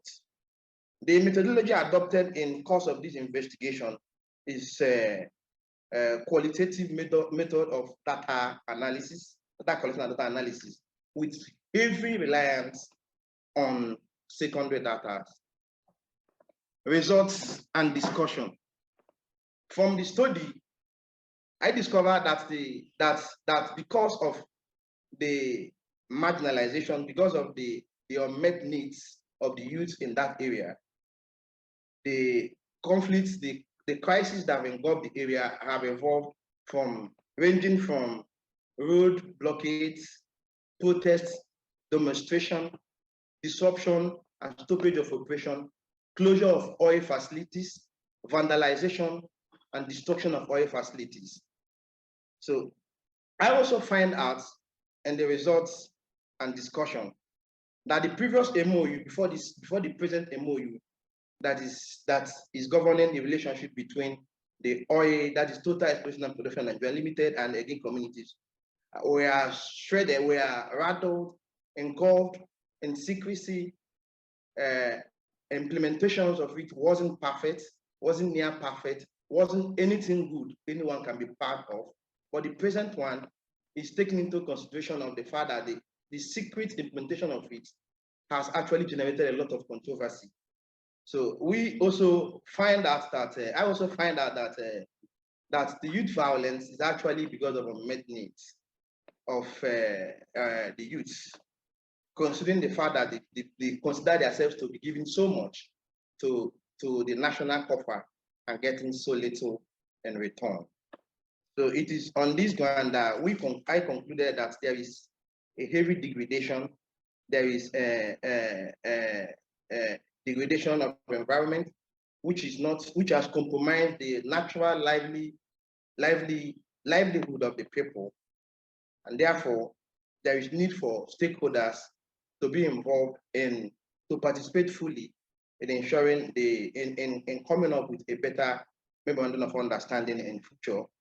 My study recommended that Total Exploration and Production Nigeria Limited should partner with every stakeholders, especially the youth, because we found out that the people, other stakeholders hijacked the MOU itself and also the implementation process, leaving the youth blank, leaving the youth not much involved. So it is our submission, it is our recommendation that the youth, which constitutes not less than 72% of the region of gay communities, be involved in times of conceptualization, in times of composition of the MOU, in times of also implementation. Then implementation is I also recommend that the Nigerian government should, as a matter of urgency, ensure that compensations are paid to the host communities because of the level of environmental degradation found in this area. Thank you. We take the next presentation, and that's from Alexander Subai from Ibadan University. The topic is Elements of Political Will and Transnational Cooperation on Counter-Terrorism Operations in the West African Sub-Region. So, Dr. Alexander, the floor is yours. You'll speak to us for 10 minutes, or that 8 minutes will signal you. Thank you so much. My name is Alexander Suba from Italy, and I'll be presenting a paper on the element of political will and transnational cooperation on counter-terrorism operations in West Africa sovereign, analysis for a rethink in Nigeria and Nigeria Republic. The world has significantly changed over the past 5 decades, and the pace of change is conspicuously unmatched in history, especially looking at factors like economic growth, regime elongation in developing countries, terrorism, climate and technological evolution. amongst others. All of these brings additional variables in the equation of state security, thus making its scope much broader. For instance, in today's world, countering the activities of terrorist organizations has been one of the major challenges confronting ECOWAS member states. This is for the fact that terrorism remains a major threat to the growth and development of the region. This was necessitated by the significant increase of Nigeria's defense budget. Its annual budget was around $1.9 billion before it rose to $2.04 billion, second to South Africa's $3.63 billion, making it the top 2 military spenders in sub-Saharan Africa. Not only that, in 2019, Nigeria's parliament increased the defense budget from $24.4 billion to $29 billion. More closely, Nigeria's defense allocation is higher than the budget of some ECOWAS member state defense or military operations put together. For instance, Nigeria Republic defense allocation is less than $490 million. Chad is about $244 million. Benin Republic is about $466 million, and Cameroon $244 million respectively. Regrettably, Nigeria Republic, amidst this significant increase, both in allocation and expenditure, why are the outcomes so poor? For instance, in Africa, the economic cost of terrorism in 2016 was about $15.5 billion. Quickly, I'll take a look at the havoc done by Boko Haram group. Globally, the Islamic Boko Haram is ranked the second deadliest and the most ferocious terrorist group in 2019, and deadliest in sub-Saharan Africa before its annihilation in 2021. This group was responsible for thousands of deaths throughout the Lake Chad basin of West Africa. It carried out over 37,500 related deaths since 2011, mainly in Nigeria and some part of Niger Republic, especially in common spaces. The stench of terrorist activities in West Africa directly impedes on the economy, as rightly reported by the United Nations Development Programme in 2019. However, most national governments, regional blocs, and international organizations have heightened their responses to transnational terrorism through the conduct of a threat assessment of varying crime. These measures have addressed the state of the crime, undermining its impact, thus looking less at why it's parallel and along a specific path. This is the case with regional blocs such as ECOWAS, with an estimated population of over 400 million people, which is about 5.36% of global population, formed in 1975 and consists of 16 member states. However, the region has been unable to unbundle its potential for development and investment destination, regardless of its natural resource endowment. Thus, given the global view of terrorism, our ECOWAS member states in its regional security framework of counterterrorism to muster the political will and transnational cooperation needed to stem the operations of terrorism. In this study, 3 variables are implicated and examined on regional counterterrorism operation, and they are political will, transnational cooperation, and counterterrorism. However, the theory adopted complex adaptive system. This theory can be traced to the mid-1980s with the emergence of Science Institute, a New Mexico think tank formed by former members of Los Alamos National Laboratory. The importance of adding this theory to the study is that it offers a paradigm for a sub-regional framework, which we can easily propound each that confine ECOWAS from traditional view. Now, I quickly move to the materials and mentors. The law enforcement agencies responsible for transnational crime management in ECOWAS sub-region constitute the population of study, and they are employees from National Agency for the Prohibition Against Trafficking in Persons, that's NAPTI in Nigeria, National Drug and Law Enforcement Agency, that's NDLA, Nigerian Immigration Service, DSS, Interpol, Regional Security Department in ECOWAS headquarters, and EUCAP, from which 2% of the entire personnel population of these agencies 1,054 was selected for the study. 1 person each was selected from the director and deputy directors scattered across the 4 agencies, NDLA, NIS, DSS, and NAPTA, and 1 senior director each from Interpol, ECOWAS, and EUCA. Cross-sectional descriptive survey was used for the study, and this allows for examination of various characteristics in the sample selected for the study. Again, quantitative instrument was used for data collection, and this consists of social demographic and items mentioning the disposition of the participants on issues of political will, transnational cooperation, and counterterrorism. 3 research questions were answered in this study. The first examined the major challenges on counterterrorism. The second examined the consequences of terrorism in ECOWAS, while the third also examined how terrorism can better be managed in ECOWAS sub-region, particularly between Nigeria and Nigeria. The study hypothesized no significant relationship between transnational cooperation, political will, counterterrorism in ECOWAS sub-region, and also hypothesized no significant influence of transnational cooperation and political will on counterterrorism. I quickly move to the discussion of finding because of time. The study examined the challenges of counterterrorism in ECOWAS sub-region, particularly with the Niger Republic. Factors like political will and transnational cooperation were found to influence counterterrorism. It is informative to note that the course of the study, the research found that a significant relationship exists between political and transnational cooperation, and the relationship is at 79%. Implication: significant shift in school among ECOWAS heads of government will correspondingly lead to a more strengthened transnational cooperation among ECOWAS members to counter terrorism. Similarly, where there is weak legislative and constitutional framework, there is no amount of political will that can change or positively influence counterterrorism. In spite of this, it is instructive to know that interviewee 2 lamented the level of political will of the commander-in-chief and armed forces, particularly between Nigeria and Niger Republic.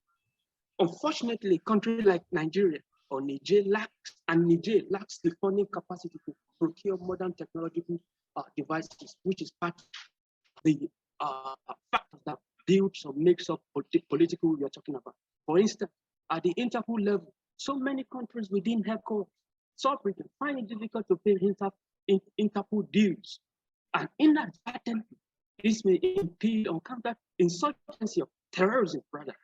Efforts coupled with as they are facilitators and enablers of transnational terrorism.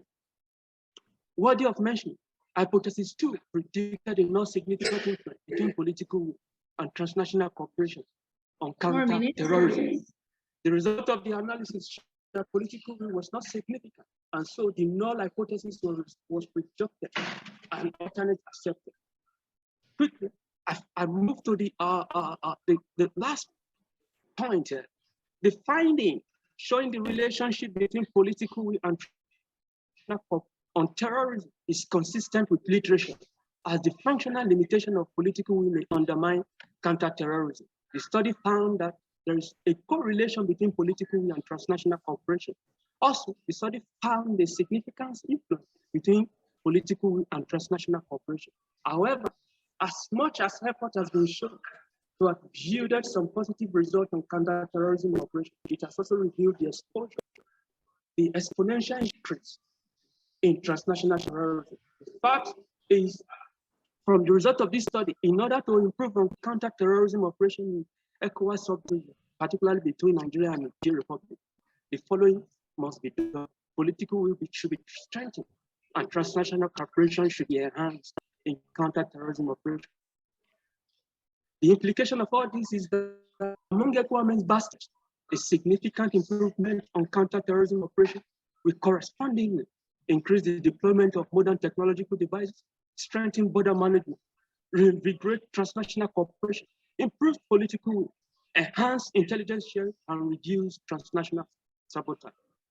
It will also reveal how much of the impact of each of variables that should be strengthened and reduced on counterterrorism operation in the sub-region, particularly between Nigeria and Nigeria. Thank you for listening.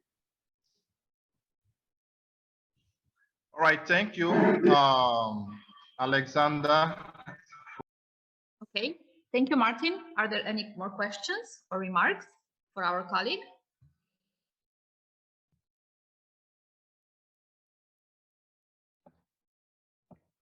Okay, if not, thank you very much for your presentation, Martin. I would like to invite Professor Allen to take over for the second part of the panel. Professor Allen.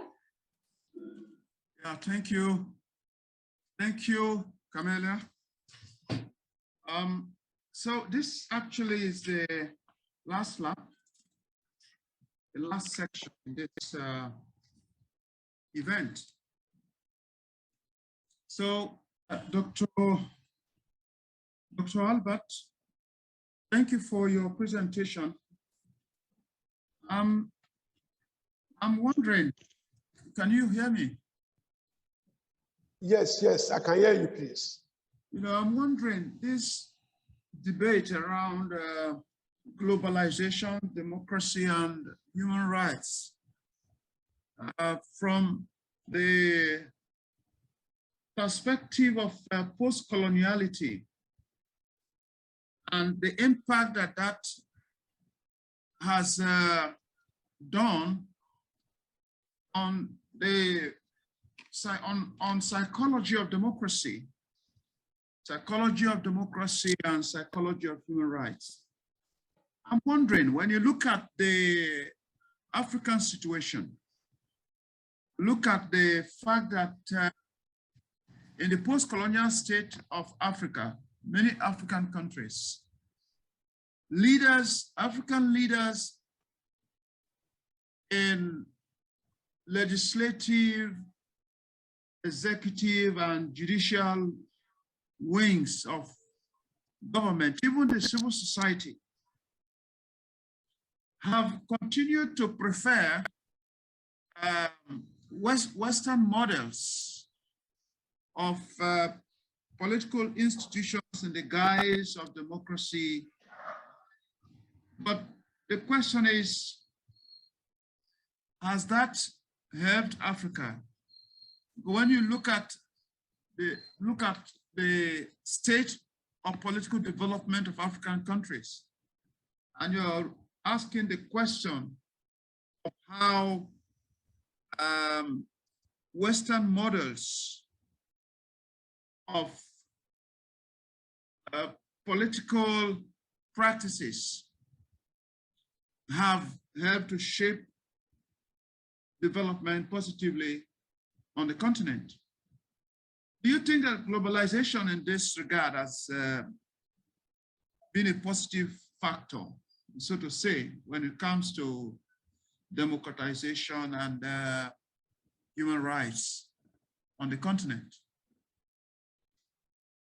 Thank you, Dr. Allen. Thank you for a very important question.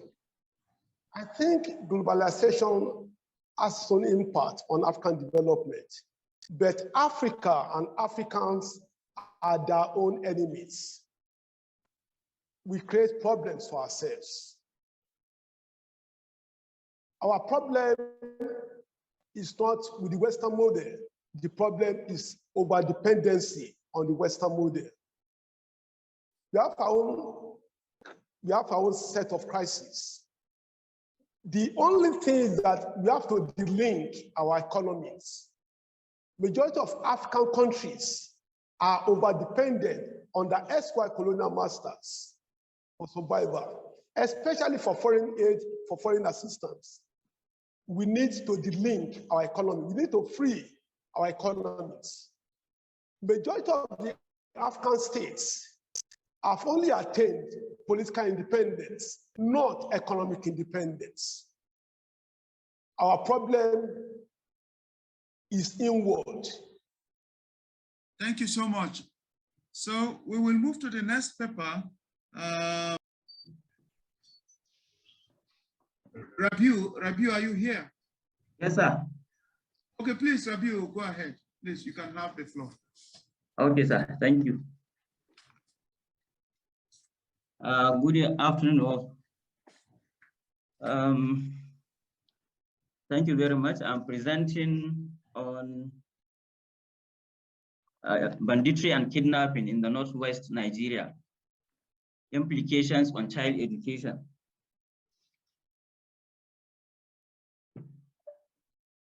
Now, as you all know, since the return of Nigeria to civilian rule in 1999, the country is grappling with a number of security challenges. In the Northwest, in the Northeast, the country has been battling with Islamic fundamentalist group, which is popularly known as Boko Haram, since in the last 1 decade. The country is also struggling to contain militancy and insurgency in the Niger Delta, the oil-rich region, successionist threats in the north, southeast, and of course, now the emerging succession also from the southwest. Other security challenges confronting Nigeria includes farmers and herders clashes, particularly in the north central and some part of southwest. But one of the serious security challenges today also, which has emerged and threatening the security and survival of Nigeria, is the issue of armed banditry and kidnapping. Of course, as we all know, the history of kidnapping in the modern Nigeria started as far back as 2000, early 2000, when we have the militancy in the Niger Delta actually protesting the exploitation of the resources and of course neglect on the part of the states. But as I said, the issue of armed banditry and kidnapping is a national issue, but it has a regional dimension. Northwest region is the hotbed of armed banditry since 2011. It started in Zamfara, which is also part of the 7 northwestern states. And this armed banditry involves in kidnapping, cattle rustling, raping, exploitation of resources, including farmland. Now, most of the literature, most of the studies focuses more on the effects or impact of this armed banditry, either on the economy, how it is told, traveling, and so other social relations. And of course, it is effect on the security, national security. Now, the effect of armed banditry, but in particular on schools and education sector in the Northwest, has not been well interrogated. A data report by the Bitcoin consultant agents shows that from January to June this year, 2021, there was more than 2,000 cases, incidents of kidnapping in Nigeria. And 52% out of this happens in the Northwest. And of course, within the Northwest, the data also shows that about 30% of the cases of kidnapping in the Northwest happens in the schools.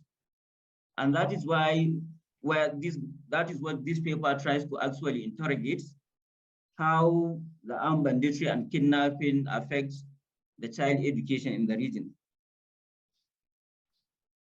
Now, as banditry is a criminal activity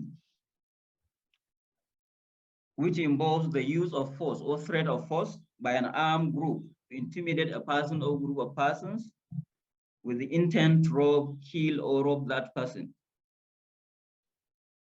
While kidnapping is a forceful taking or capture of persons or group of persons in order to attain a goal, especially what we have seen now in the Northwest, kidnapping has become a business venture.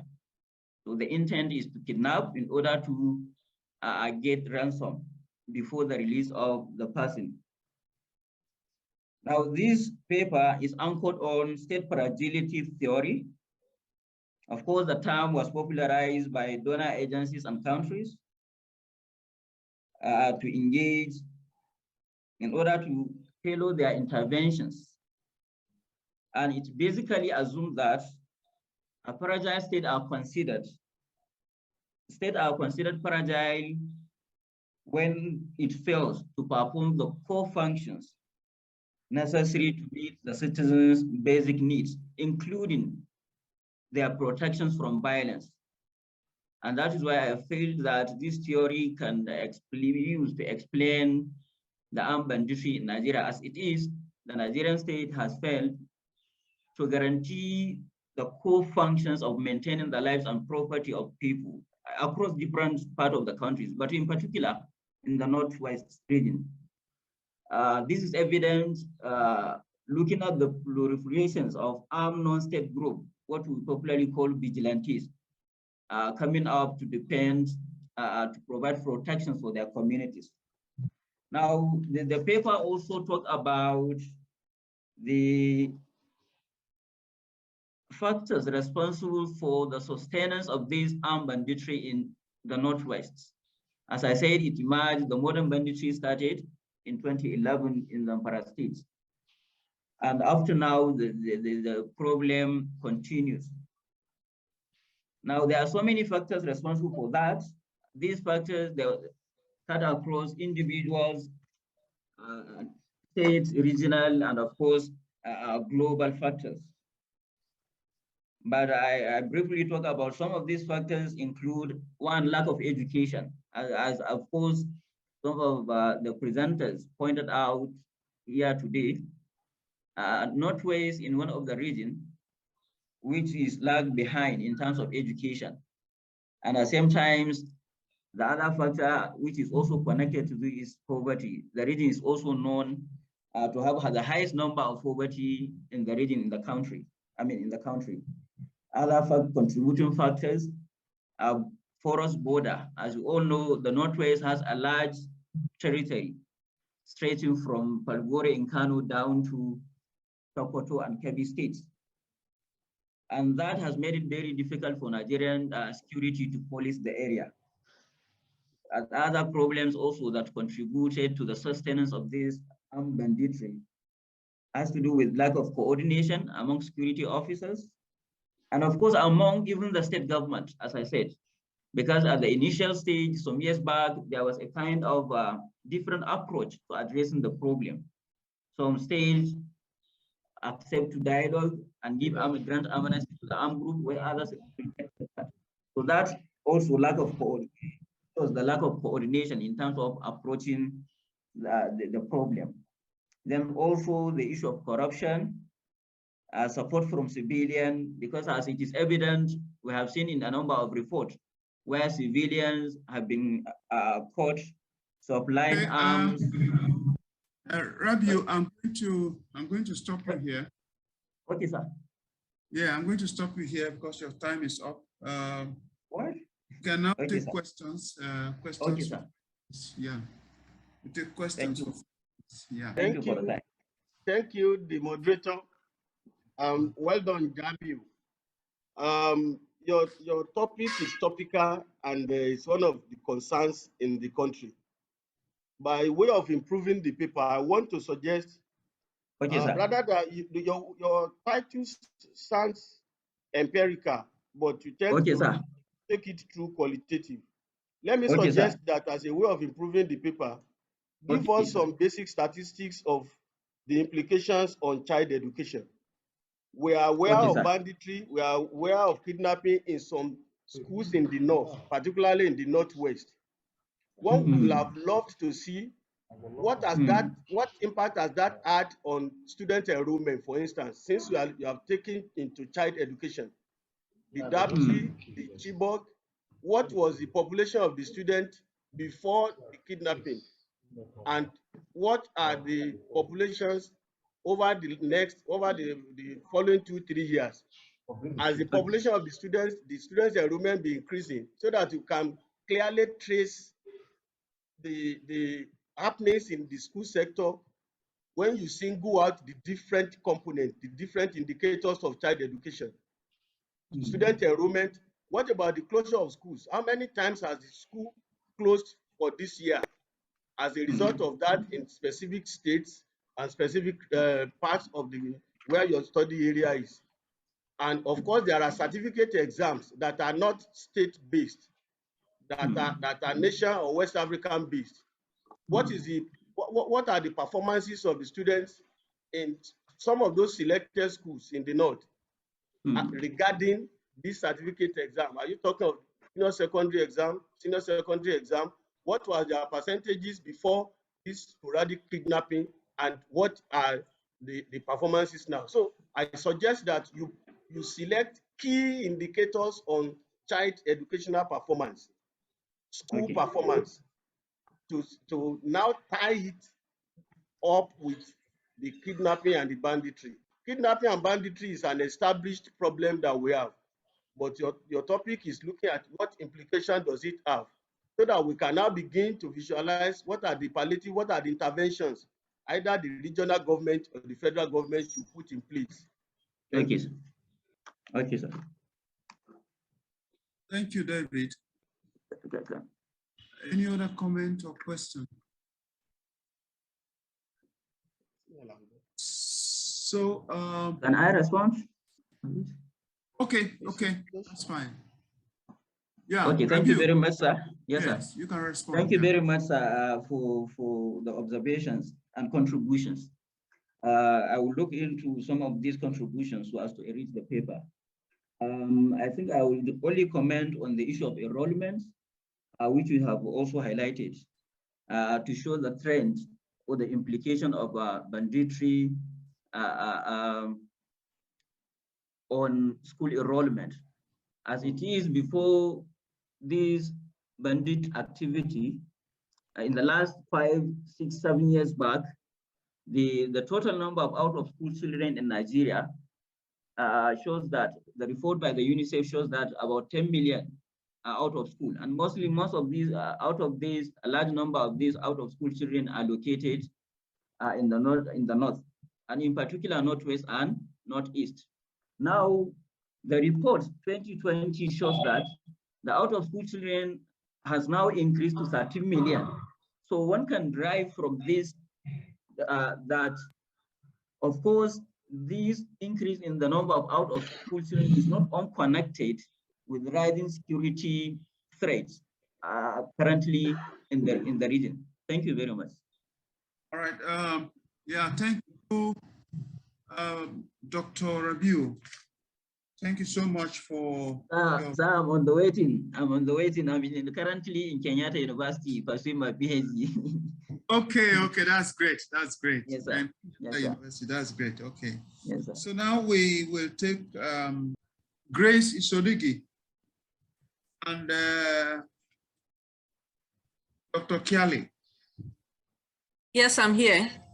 Okay, please. The floor is open for you. Can you hear me? Yes, good afternoon, all. I'm here to present a paper on women and conflict management in a patriarchal society, the case of John Kramer. John Kramer is located. Can you hear me? Hello? Yeah, we can hear you. Yeah, we can hear you. Okay, John Kramer is located in Ahoda West, local government area of Rivers State in Nigeria. So this paper is presented on behalf of Dr. Kiale, Yanana, my supervisor, and myself. This paper examines the role of women in conflict management in John Kramer. Conflict is a part of society, and this is unquestionable. And the causes of conflicts are numerous in society. Some could arise from the pursuit of basic needs, and many more. And this conflict is inevitable because resources are scarce, and people are trying to ensure that they gather or acquire the scarce resources. Since conflicts do not discriminate against age or educational status, marital status, and even gender, it means that there's a need for all to be involved in managing conflicts or preventing conflicts.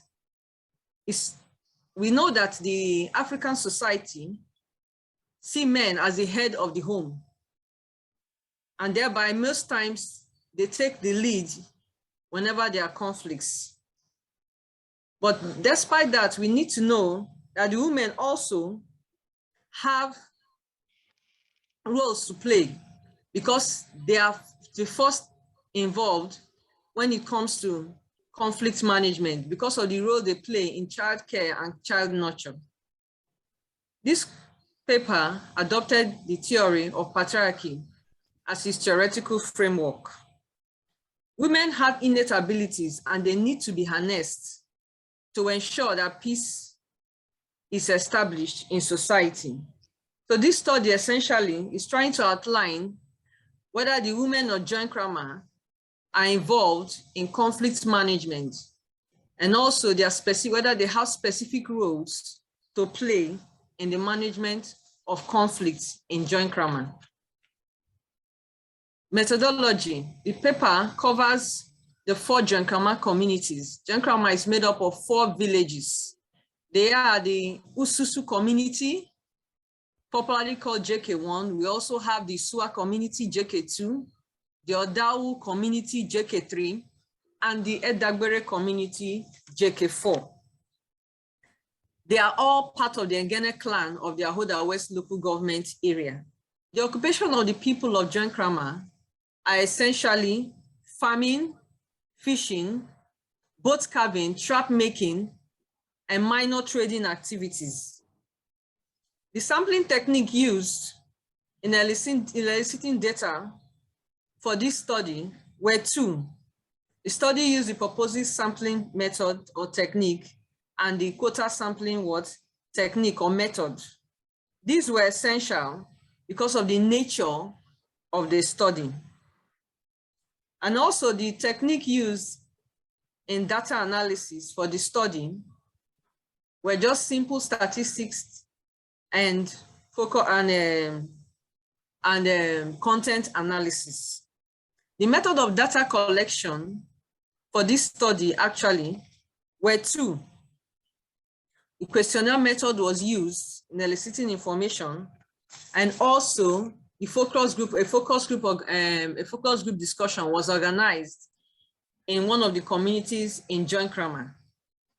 The questionnaire was administered to a certain percentage of the population, especially in fact, the study chose the literate, young and mature adults of the community because of the nature of the study, which needed to address the roles women play in conflict management in that community. And then the study also is a focus group discussion where participants were invited from the 4 villages of John Kramer. This study was very, very gender sensitive in nature. The questionnaires distributed the number of questionnaires distributed were equal for both male and female.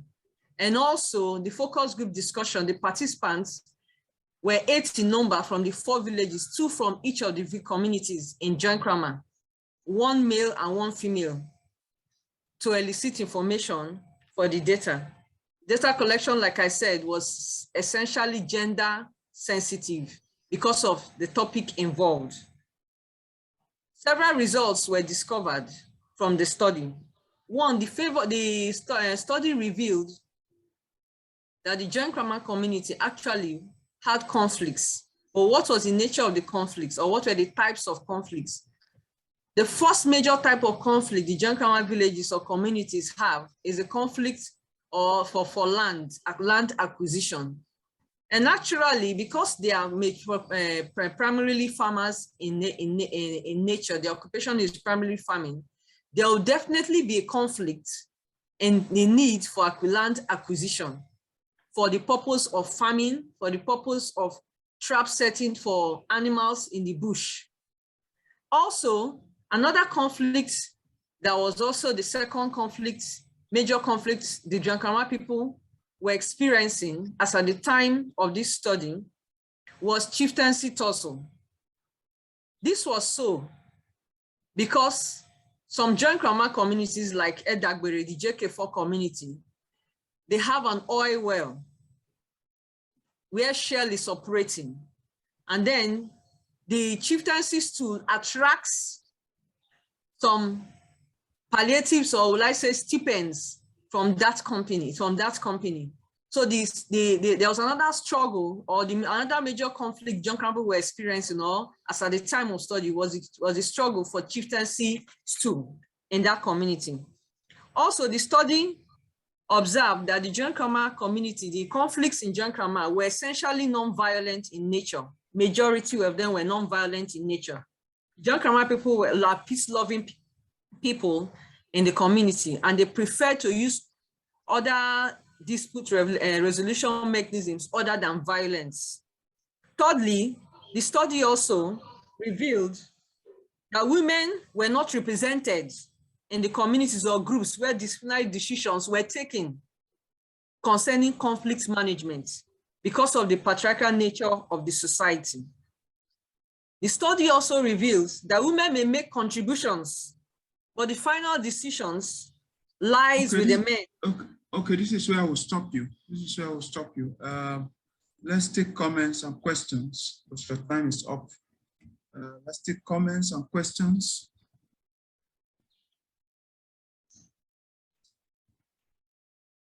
Now, questions and comments, please. Okay, yeah, Prof, thanks for the contribution, for the presentation.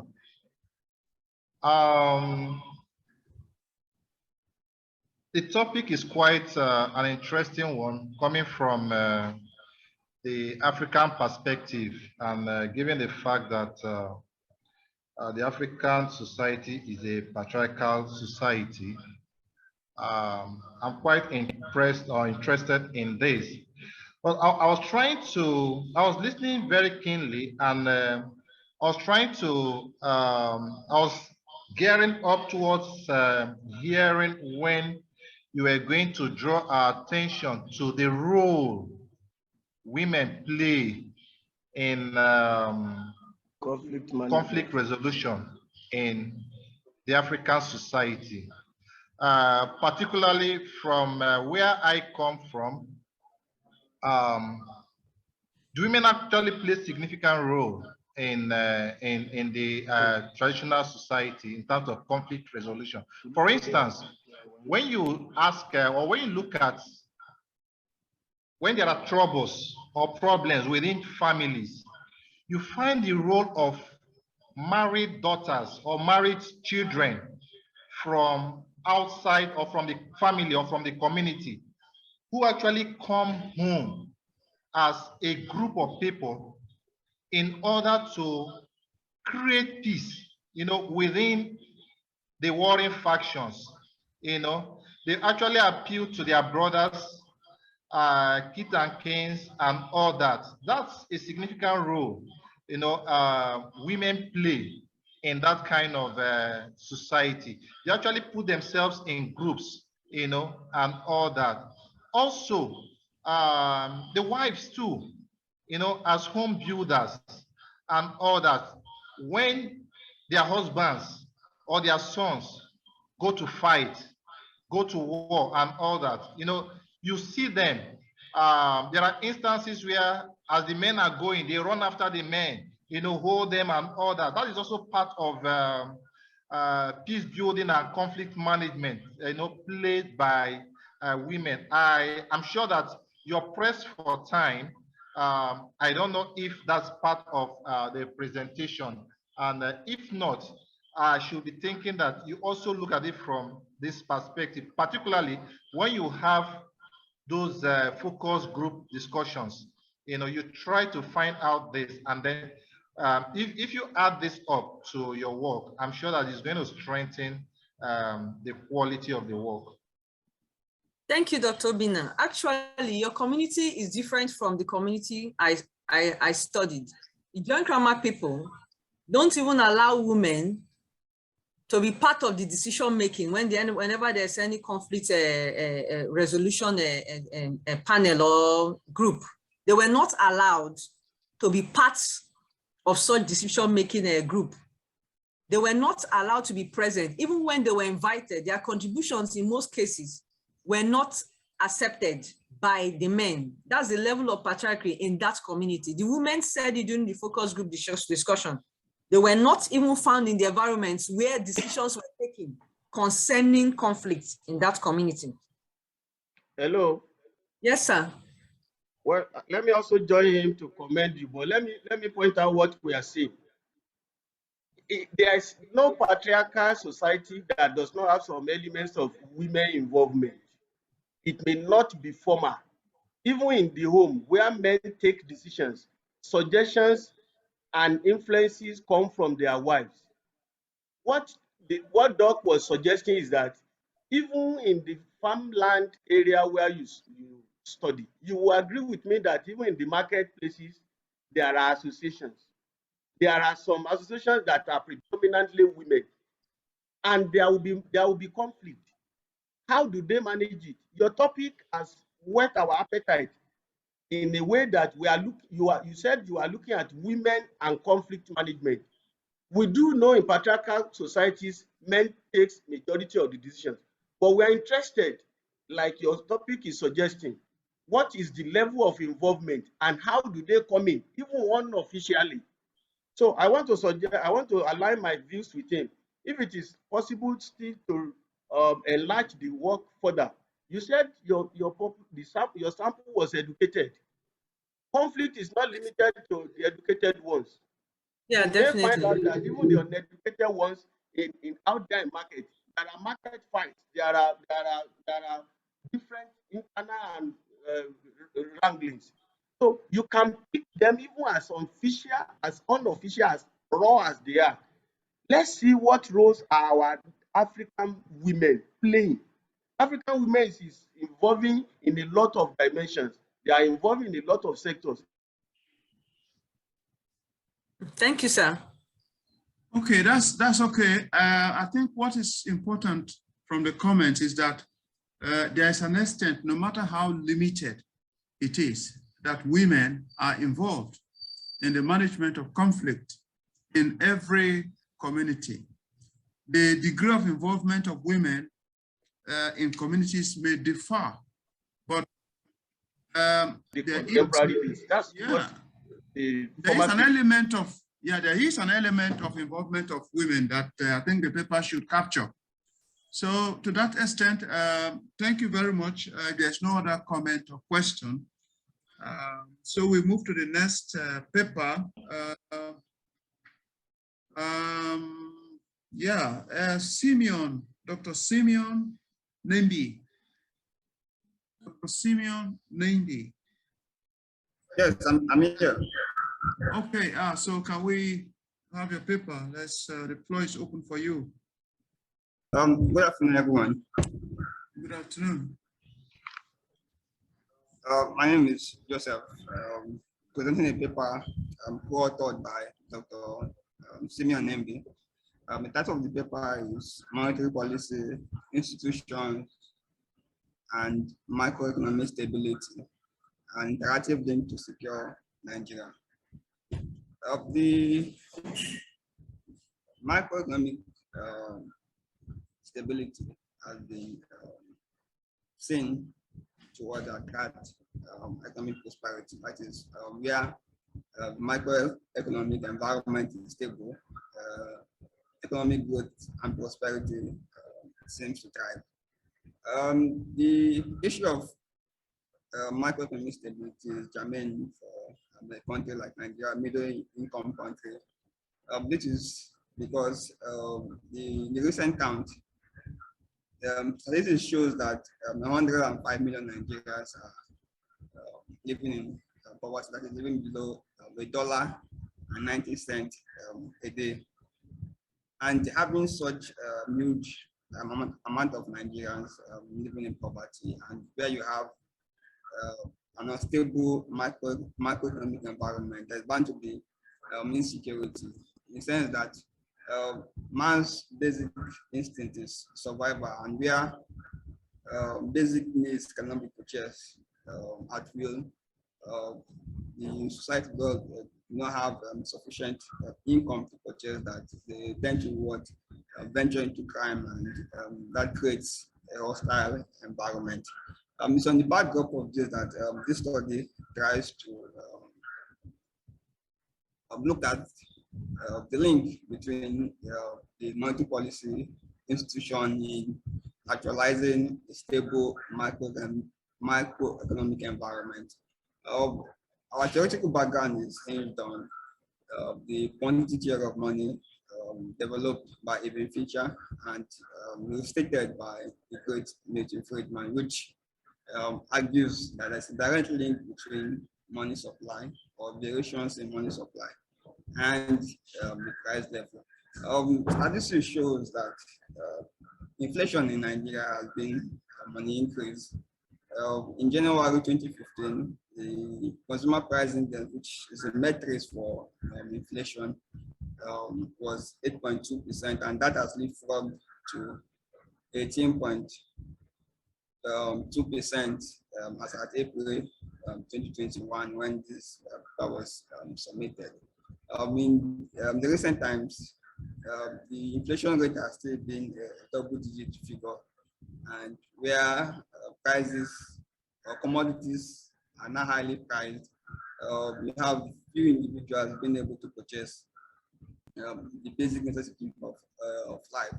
Our model, we followed the work of Ajibola 2016, and although Ajibola did not address the role of institutions in actualizing a stable microeconomic environment, this study does that, and also deviates in terms of methodology as we adopted the Toda Aimamoto Ganja non-causality approach. This approach misused has been little in Nigeria and Africa. It edges the traditional ganja approach as it augments the VAR model with D-max plus K, D-max being the highest order of integration of the series, and K being the lag length for the model. We modeled inflation as additive of money supply, exchange rate, and institutional quality. Institutional quality was indexed using the rule of law. Then inflation serves as a measure of macroeconomic stability.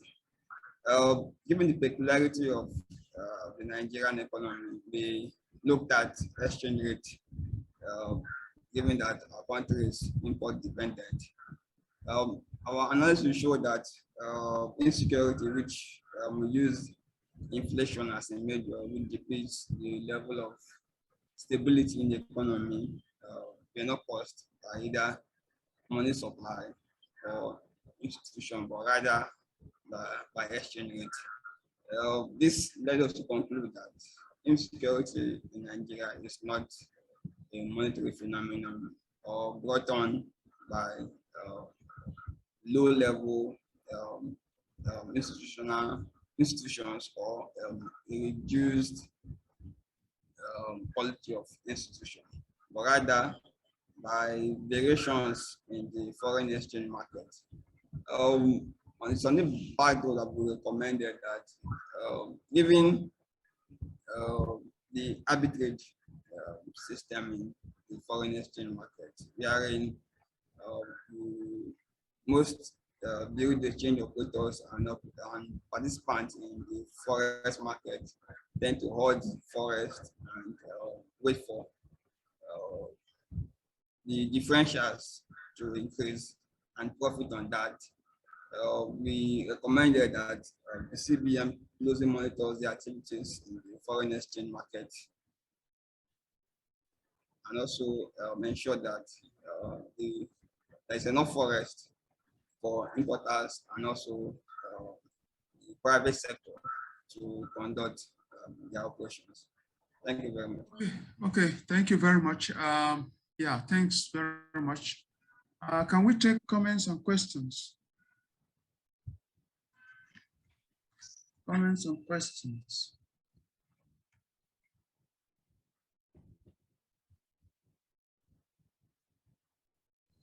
Yeah, comments and questions. Well, if there are no questions and comments, then we move to the next paper. We have, I don't know if Dr. Ferguson is ready now. Otherwise, it's not up to 20 minutes anyway. Emmanuel Etupas Salami and Olusoji David Popula. You have the topic, enhancing global security and peaceful coexistence, the imperatives of cyber security architecture. You have the floor. Yeah. Thank you very much. My name is Emmanuel Salami, and I'm here to present a paper co-authored by myself and Dr. Popola David on the topic, enhancing global security and peaceful coexistence, the imperative of cybersecurity architecture. I'd like to share a slide quickly to help me as a guide in this presentation. I don't know if you can see my slide.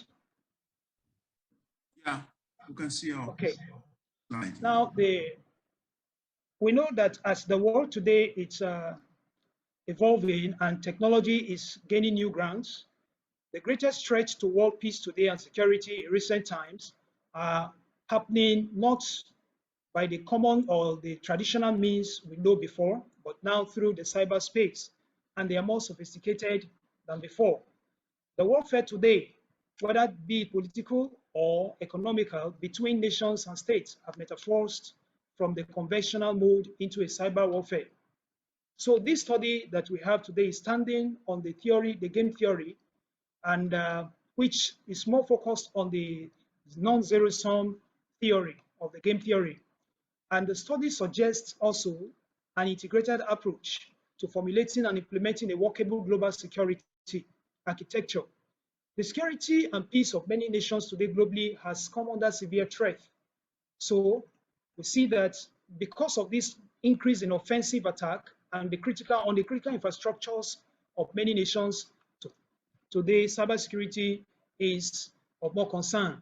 So cybersecurity as a threat was first identified in the 1990s, specifically in the 1990 to 1994, when some group of Dutch teenagers successfully hacked into the US military institution prior to the first Gulf War, and were able to gather information until they were caught. There are cases I want to cite of cybersecurity attacks on nations. One of them is the Moonlight Maze cybersecurity attack that happened in 1998. And this attack was carried out by the Russian spies on the military equipment and of the United States government and some university. And also we have the more recent one that midway, the Stonex malware attack on Iranian nuclear power plants. And that caused a whole lot of problem, especially because the attack was on the centrifuge of those nuclear plants. Beyond that, we also have cases like the Russian-Georgian war. Though it was more, we saw the traditional warfare adopted, but there were more to that particular war, which was more on the cyber aspect than the physical aspect. So the theoretical framework, the theoretical review or the framework upon which we build our research work is on the game theory.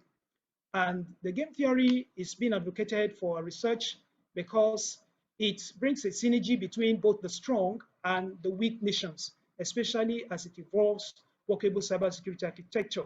So this game theory is premised on some assumption, which are number one, that the players are rational and each player is acting on self-interest, and as well, players' choices are determined by the outcome of their game. So we look at the global view and the efforts put in by the global nations internationally to look at or address this issue of cyber security. We see key areas today that have been identified as areas of threat or risk. Number one, the critical infrastructures, which includes the financial institutions of nations.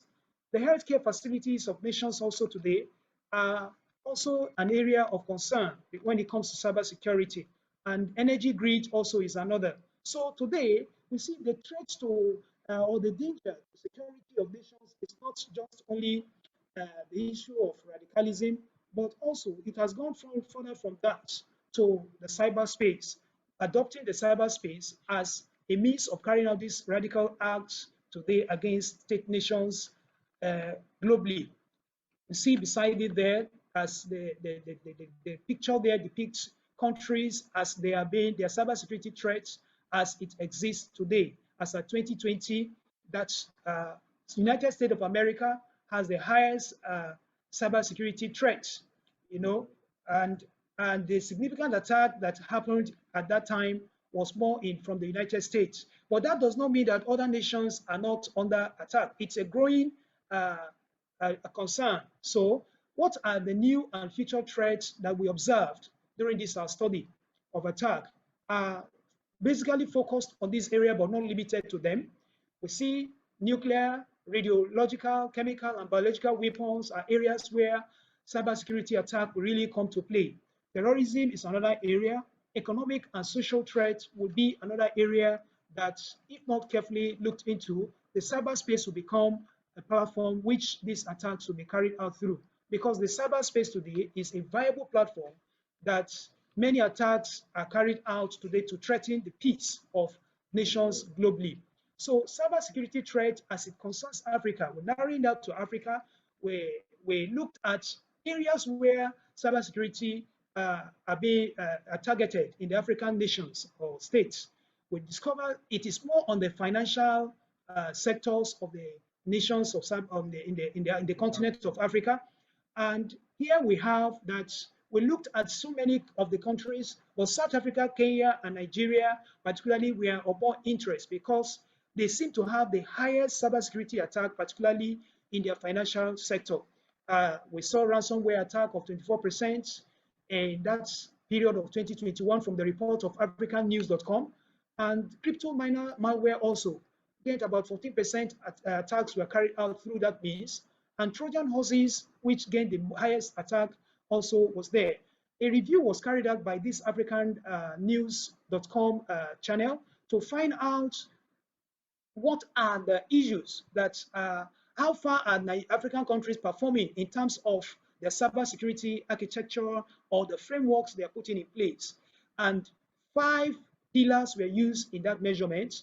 The 5 pillars we'll find here are the legal efforts, the organizational effort, the technical efforts, the cyber capacity efforts, and the cooperation efforts we are also looked into. And what we gathered from that is what you can see from the graph here, that only 3 countries rather in Africa are doing fairly well in that regard. Others are still dragging behind, and we see that the cybersecurity architectural posture of Africa today, going by what we are seeing, makes the continent a very soft target for many cybersecurity attackers today, both internationally and regionally. The existing policies within this the African continent are best, I would say, they are disjointed. Why? Because there seem to be some kind of, like, there's no harmony in handling issues that have to do beyond, have to go beyond a particular state or a particular nation. So what solutions are we profiling for this problem? We say if we must achieve a global peace using cybersecurity as a measure today, we need to have a tripartite cybersecurity architectural framework that will put in place. And this tripartite architectural framework will have to do with both the international, the regional, and the national business corporate world as well, because they are key players in the whole scene. Then in conclusion, we make some kind of recommendations from our paper that we think are germane for governments and states to look into also. One, that the United Nations, who is the international body that coordinates, things that have to do with security and peace, they need to take a decisive step in reviewing the existing security architecture with a focus on cybersecurity, as this has become a trending issue that will to a great extent affect the global security and peace of nation. And also the game theory, which is focused more on the non-zero-sum game theory aspect, will be a very good option to apply in terms of developing a regional or an international cybersecurity architecture where the weaker nations are not being taken advantage of, and the stronger nations do not see themselves as going to exploit the weaker nations. I'll stop you here. Thank you very much. I'll stop you here. Thank you so much. I'm just wondering, Yes. when you talk about cybersecurity architecture in context of Africa, considering the lack of indigenous technology, where Africa has to depend on technology provided by business entities, technological entities in the more advanced countries. How do you leverage technology? How do you address the threat of cyber insecurity with infrastructure where you see persistent dwindling of national income for countries, especially Nigeria in recent times? How do you specifically address, the issue of cyber insecurity? What can individuals do? I mean, at the very micro level of individual work. What can we do as individuals in our own corners where you see the government not doing enough, organizations not doing enough in terms of protecting us from cyber attacks? What can we do? Are there some suggestions at the individual micro level, apart from the recommendations you have made concerning what government should do? Are there things we can do individually without much spending, without looking for much money? Okay, thank you very much. Like you identified, you have clearly observed, it is really an issue because technology, in terms of technology, the African states are still really heavily dependent on the advanced countries for their technologies. But however, we know in that aspect that we can localize technologies, get these technologies, and probably customize those technologies to suit our own environment effectively. Then for the government not giving much or having a limitation in terms of financing technology or tools for security purpose, individuals on our own, we have experts and we have professionals in the African country who can come and partner together. When we create a partnership, within our small localities there, we will be able to come up with something that is, first and foremost, that is suitable for our own locality, and then we can extend it beyond that to either the regions, and then goes beyond that to the states and the nations also, that can also build or take advantage of what we have and build theirs from that. In the economic sector, interest is protected. So the interest can go, once the interest in consummating the economic, the economic or the financial sectors like companies comes into play, it can go beyond the national. And so the share contributions of individual may not necessarily be in terms of naira and kobo or monetary. Some who are strong in the technology can make the contributions, and those who are, whichever area is the area of strength of an individual. So when these interests are now shared, profits are now shared, they are on the basis of the interest, not necessarily the nation they are standing for. However, I know this may have to come up with a lot of framework that will be planned over time. Thank you, David, for that contribution. Any other question or comment? Yeah, Charles. Yeah, thank you for your presentation. That was quite beautiful. I'm just wondering, you mentioned that the US is one of the most attacked countries that experience cyber attack across the world. You mentioned various attacks from Iran to other parts of the world. I'm wondering, in Africa, you mentioned being the most vulnerable. If these greater countries like Germany and the rest of the superpowers we have across the world, United States, the rest of them, are experiencing these attacks, do you think Africa, with the technology you're suggesting, do you think those technology can provide security for Africa or a safe haven for Africa?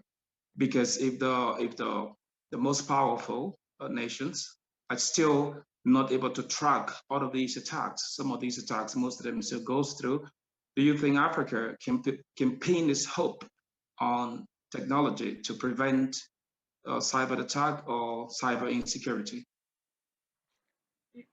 Thank you very much, Mr. Charles. Yes, in terms of talking of the United States as the country that is most vulnerable for my statistics and the diagram I showed, there are specific areas where the US, the United States, seem to be more vulnerable, And when we talk about global peace, and you're saying with looking at those and looking at Africa with its limitations, how can we then, any hope for us? Yes, there is a hope for us because, number one, we need to understand the areas where we have comparative advantage, and then we will build on that aspect by having a uniformed regional security architecture that will make it very, very easy for any security breach or attack to be traceable,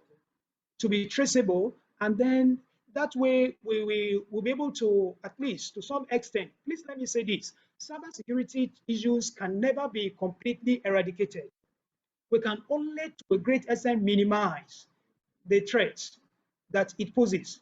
And we think the best way to minimize that threat is when we all together, international and the regional bodies, come to an agreement with a framework that is implementable both internationally and regionally, and even in the national states, so that it can now become something that will mitigate to a great extent the level of impact that these threats can have to the peace and security of nations.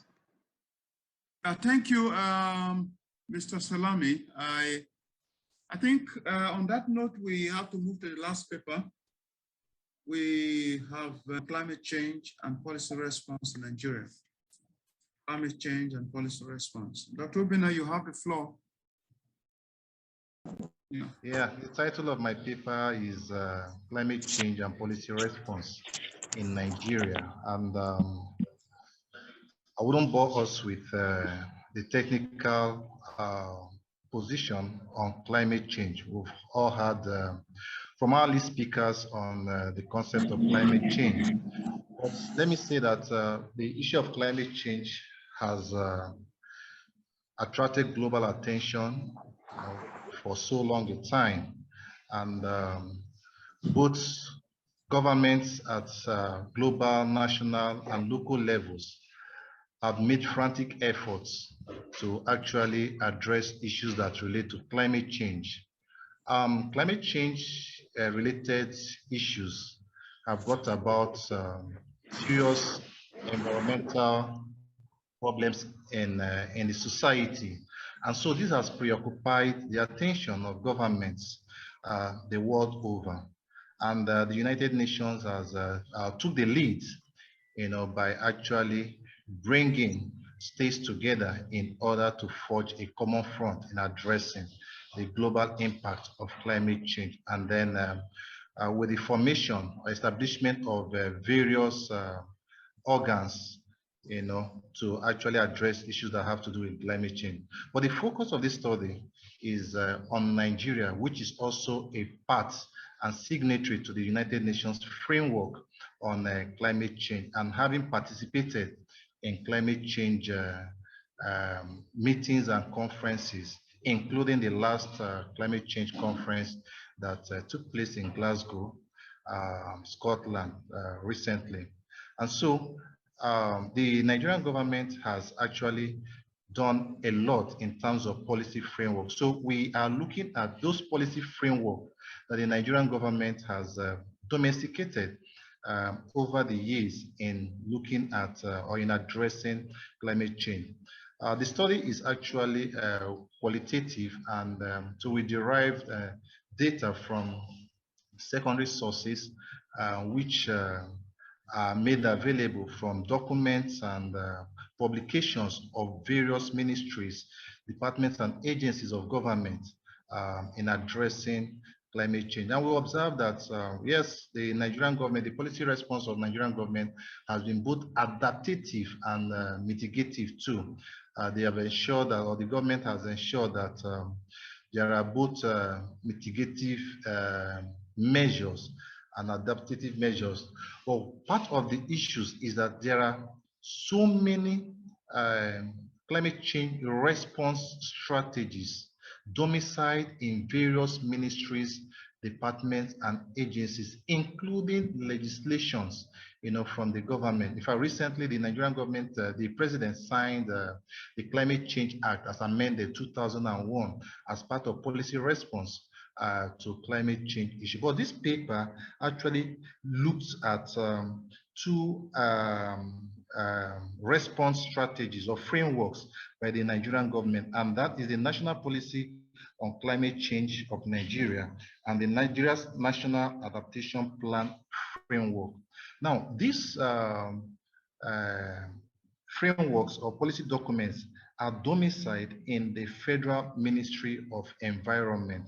Okay, the Nigerian National Policy on Climate Change policy is a strategic policy response to climate change by the federal government of Federal Ministry of Education, which aims at fostering low carbon and high growth economic development paths and build a climate resilient society through attainment of set targets. And what are these set targets? These set targets are also domiciled in the document. Now, we also have the projects funded with Nigeria's first sovereign green bond, which is also domiciled in the document. Okay, and then we found out that there are measures actually in those documents, policy documents, that are aimed at trying to reduce carbon emission, energy, also try to create energy education and afforestation program in those documents. And we also looked at the other document too that has to do with the Nigerian National Adaptation Plan framework too. And in this framework, we identified 9 sectors in which the government or the document tried to actually create some measures, adaptation measures of policies. They include the transport section, the residential section, the oil and gas section, waste management section, agriculture, power and energy, and hydrofluorocarbons. Right, now all these sections, there are specific targets, okay, specific targets and measures that we are actually initiated to actually address the problem. For instance, there is actually the measure of trying to create adoption of CNG buses in Nigeria in order to try to mitigate carbon emission within the society, and then the introduction of low sulfur diesel petrol. These are measures within the transport section and all that. And then there is also the measure, that had to do with the residential section, in which, owing to the fact that the population is increasing within the country, there is this measure of replacing the traditional biomass cooking stoves to create more efficient and improved biomass stoves, to actually reduce the rate of carbon emission in the country. So with regards to the oil and gas section too, the measure of elimination of gas flaring too is also part of the target. As a matter of fact, it's indicated that by 2020, there's going to be 100% gas elimination in Nigeria, and these are the policy response by government. So what we try to do here is to look at these policy documents and then look at the targets, the measures and the targets, and try to find out to what extent these have been achieved. And we also found out that these have not been achieved. Although we have these policy measures, but the implementation is lacking. So in other words, we actually say that, yes, indeed, there are policy measures of government in Nigeria, but the feedback or the implementation is actually lacking in controlling or trying to address issues that have to do with climate change response in Nigeria. And having found this, we recommended the need to harmonize all the policies on climate change in Nigeria. This is because we have several policies, over 12 policies of climate change in Nigeria, domiciled in various ministries, departments, and agencies, and all are fragmented, but they are supposed to be harmonized towards a unified approach to addressing the challenges of climate change on the citizenry, and then we also recommended that policymakers and implementers should develop patriotic approach of executing the policies in this framework. For instance, we have mentioned the issue of eliminating gas flaring by 2020, which is actually documented in the policy measures. But as we speak today, gas flaring continues unabated. The issue of also trying to encourage the use of liquefied natural gas in households is also there, which is also a policy measure. But as we also speak today, various households find it difficult to afford the domestic cooking gas, which negates the policy measures. Also identify the fact that there should be prosecution of those who have failed or who fail to ensure that such policy measures that have been documented are not implemented. Thank you. Thank you, Dr. Obina. For the moment, Dr. Charles Rato will take over for the moderation part. Dr. Rato, are you with us? Thank you, Camelia. The floor is open now. Anyone have questions for Dr. Obina? If you have questions, please feel free to ask Dr. Obina. I have comments and questions to ask. Let me first comment Dr. Obina for his presentation, but I'm worried, particularly about policy, what I call policy somersault. A number of brilliant policies in Nigeria don't work beyond the tenure of those who made them. How do we ensure that these policies that are made are sustainable and are long-lasting? That's one. The second one has to do with many of the beneficiaries or the victims of climate change our private sectors are not probably, or let me say, a fraction of the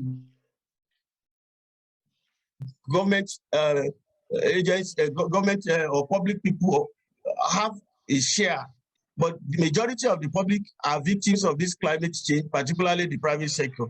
How much involvement of the private sector do we have in these policies, or are they going to end up like every other document that are produced by the civil servants or the government in place? So, how much of the involvement of the private sector do we have?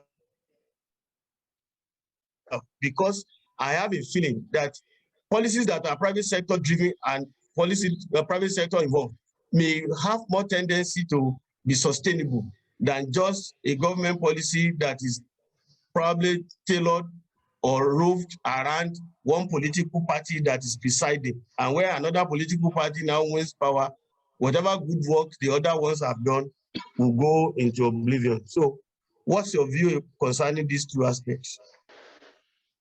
Okay, in the first place, most of our focus is on, from the regulatory perspective.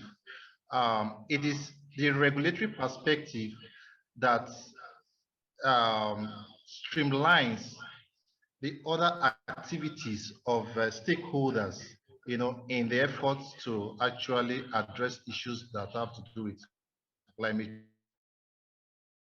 change.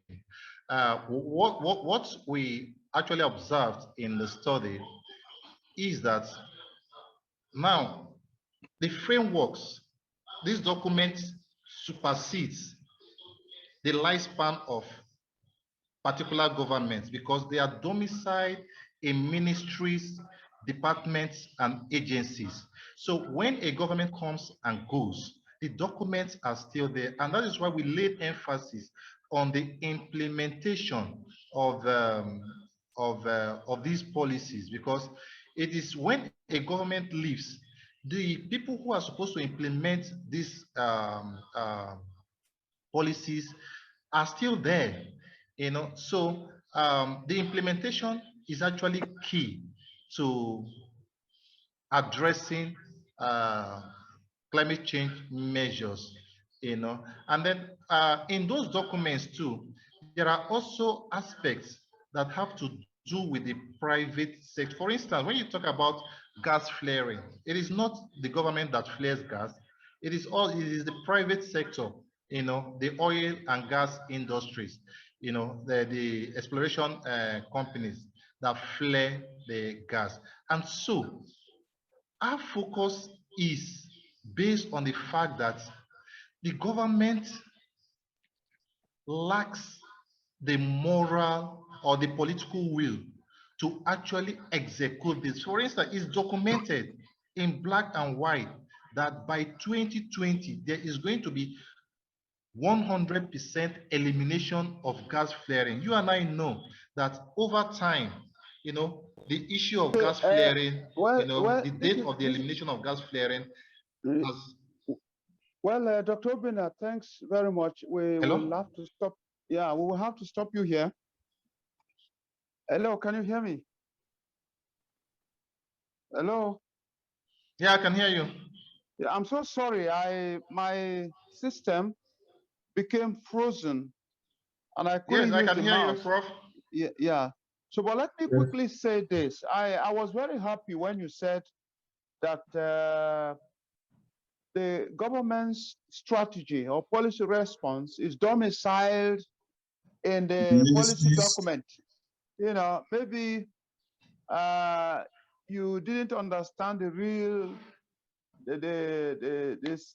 real significance of that statement.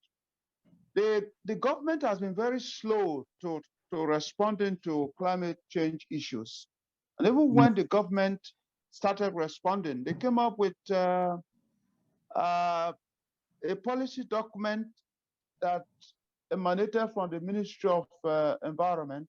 For a long time, the government had a unit of a climate change unit that had simple chairs, just to to send home that impression that government is not very keen about climate change. And of course, the issue of Africa not being responsible for the amount of greenhouse gases we have in the atmosphere.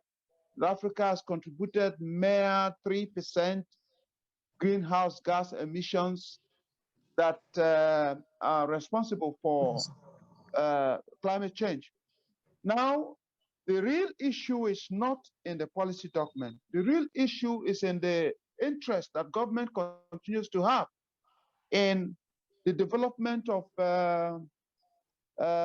fossil fuel, because research has shown that more than 70% of greenhouse gases in the atmosphere are traced to the fossil fuel industry, globally. So the contradiction here is that government is getting more involved in the search for oil, and at the same time saying that it is interested in reducing its profile, greenhouse gas emissions profile. That does not add up well when you look at the fact that renewable energy ought to be the alternative. So how much investment has the government done in the area of renewable energy? See, government is saying that the private sector has to drive these processes. So government is not very much interested in providing the alternative to fossil fuel. And so long as this is not happening, government is not making real effort at providing the alternative. We cannot say that government is interested in climate change issues. Of course, Nigeria is a signatory to the conferences, the United Nations Climate Convention meetings. Government has been part of that process for a long time. But I think that is only a smoke screen, so to say, because government has not made substantive efforts at rejigging the economic system that contributes to climate change. Because climate change is a global issue, but it's also a very local issue. The things we do at the local level matter. Government has not shown substantial sign of interest in checking climate change at the local level. That is my impression. Hello, good afternoon, everybody. Good afternoon. Ladies and gentlemen, I am here to present my paper on human rights and peaceful coexistence in Nigeria. I am Dr. Emmanuel Chinedu McAlex Achinolo. The research is centered on human rights and peaceful coexistence in Nigeria. The basic focus is on human rights, peace, and peaceful coexistence. The theoretical framework used is triangulated human needs theory by Abraham Maslow and John Berkeley. The proponents propose the hierarchy of human needs ranging from food, shelter, water, clothing, security, self-esteem, self-fulfillment, and social belonging. Human needs theory assumes that peace is a basic fundamental need of human beings, as to enable them actualize their potentials, followed by choice theory by Glacier, that postulated the 5 profound needs of man, which includes survival, liberty, relationship, influence, and togetherness. The basic objectives were to examine fundamental human rights observation and adherence, as well as its contribution to the peaceful coexistence of the people. And again, to evaluate the absence of human rights enforcement and its violation, as well as its attendant consequences. The research adopted the secondary method of data sourcing, where we consulted materials from textbooks, internet, and other literature sources. However, this discussion is all about the nexus between human rights and peaceful coexistence in Nigeria. Peace is universally agreed to be a meaningful social bonding of humans. Peace is a necessity in life, of course. We know that absolute peace cannot bring about development. So we disagree to agree, not to escalate it to a point of less coexistence. Series of crises and conflicts, dehumanization, torture, and police brutality, forced imprisonments, and incarcerations of political opponents, religious bigotry, ethnocentrism resulted to the lack of peaceful coexistence in Nigeria. In the course of our work, we have to understand that the gross unpeaceful situations has culminated to different kinds of insecurity on lives, properties, food, unstable government, decline in economic growth, increase in poverty, inequality, and unemployment, as well as widening gap between the rich and the poor. Rights should be known to be an entitlement, a fundamental title. Human rights are inalienable, with emphasis on claims, liberties, powers, and immunities. Right originated from Roman jurisprudence and got spread through natural law theory. According to Kant's theory of right, it is the sum total of those conditions that reconcile the will of one another. Section 24 of 1999 Constitution of the Federal Republic of Nigeria defines the citizens' rights, respect to others' dignity, as well as engage in peaceful coexistence. As a gregarious animals, humans' genetic structural basic needs include survival, belonging, in other words, association, power, influence, freedom, liberty, as well as form, in other words, relationship.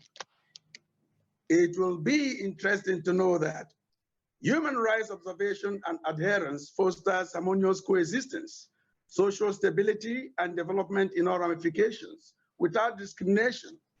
Glaringly, Section 33 and 43 of 1999 Constitution of Federal Republic of Nigeria define the fundamental human rights of people of Nigeria, based on the fact that human rights declarations have been domesticated and ratified by the National Assembly in Nigeria.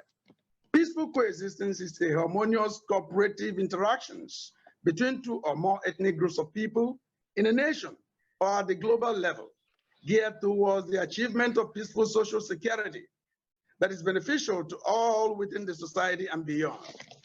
Peaceful coexistence was a theory developed and applied in accordance with the Marxist-Leninist foreign policy for socialist and capitalist bloc of peaceful coexistence. Major causes of Nigerian challenges on the peaceful coexistence. Number one, conflict over resources, which stands as the reason for competition to grab political power as to control resources allocation. Conflict over psychological needs, psychic effect of ways of reasoning based on the ethnic mentality.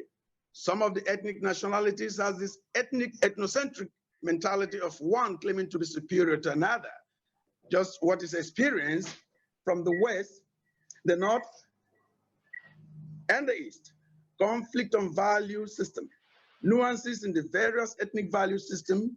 Nigerians are judged with two different codes that spread out what constitutes an offense or crime based on the existing customs and traditions, as well as the laws that guide the people. For example, Section 387 and Section 388 of the Penal Code recognizes adultery as an offense in the North, while Criminal Code of the South did not. They only see it as a moral wrong. Conflicts based on identity factors, such as factions, fractions, and existence of politics of identity, religious identity, ethnic identity, etc. Such inclinations protects theirs alone and this is where I'm going to stop you. So sorry about that. I must stop. We will take questions the next 5 minutes and comments. Questions, yes, sir. Comments. Yeah. I have a question, sir. Oh, please, go ahead. Thank you for your presentation.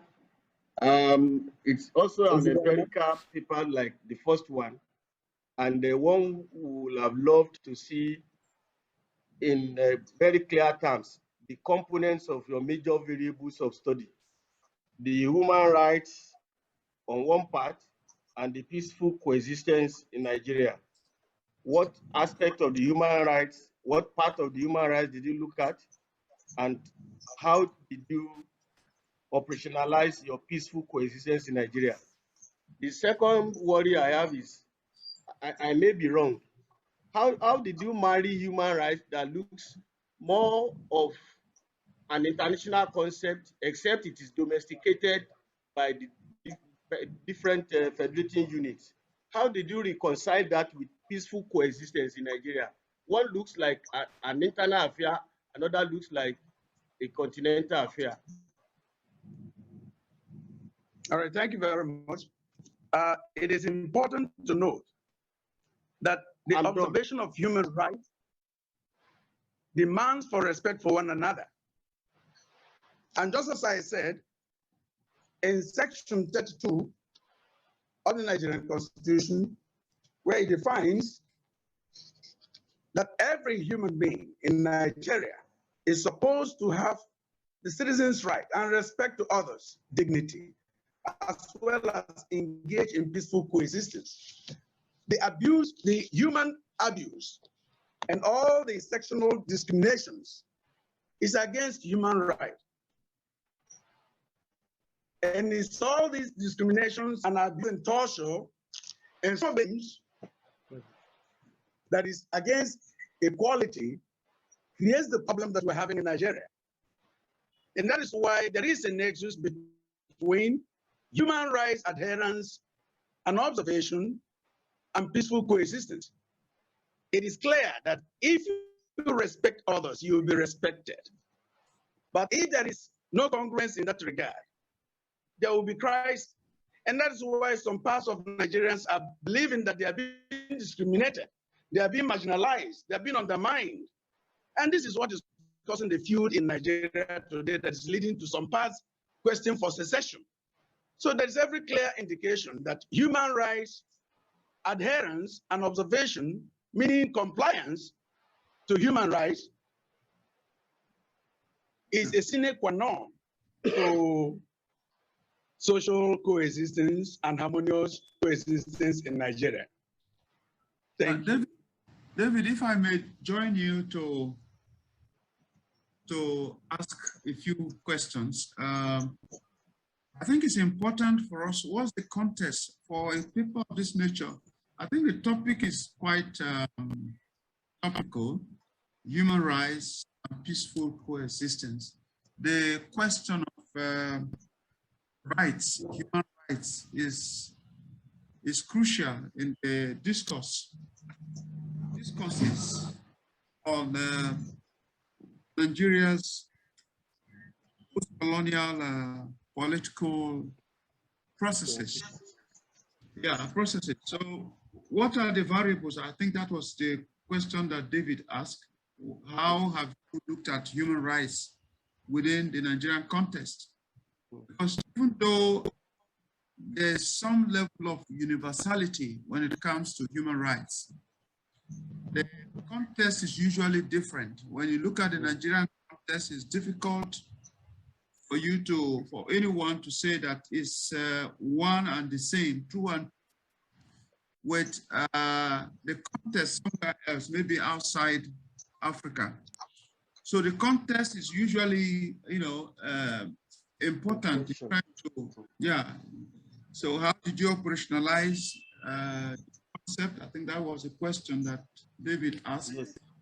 That is also important. Yeah, that is also very important. I think we should reflect on that. But of course, when it comes to talking about social and economic rights, you know that abuses in those areas cut across, goes beyond the shores of this country, that even in the developed countries, there are degrees of adherence of social and economic rights. So often our constitutions, especially in Africa, do not provide the way or the pathway for effective enforcement of social and economic rights. So that's also one reason we need to be able to understand the context and the way that human rights as a concept has been used in your paper.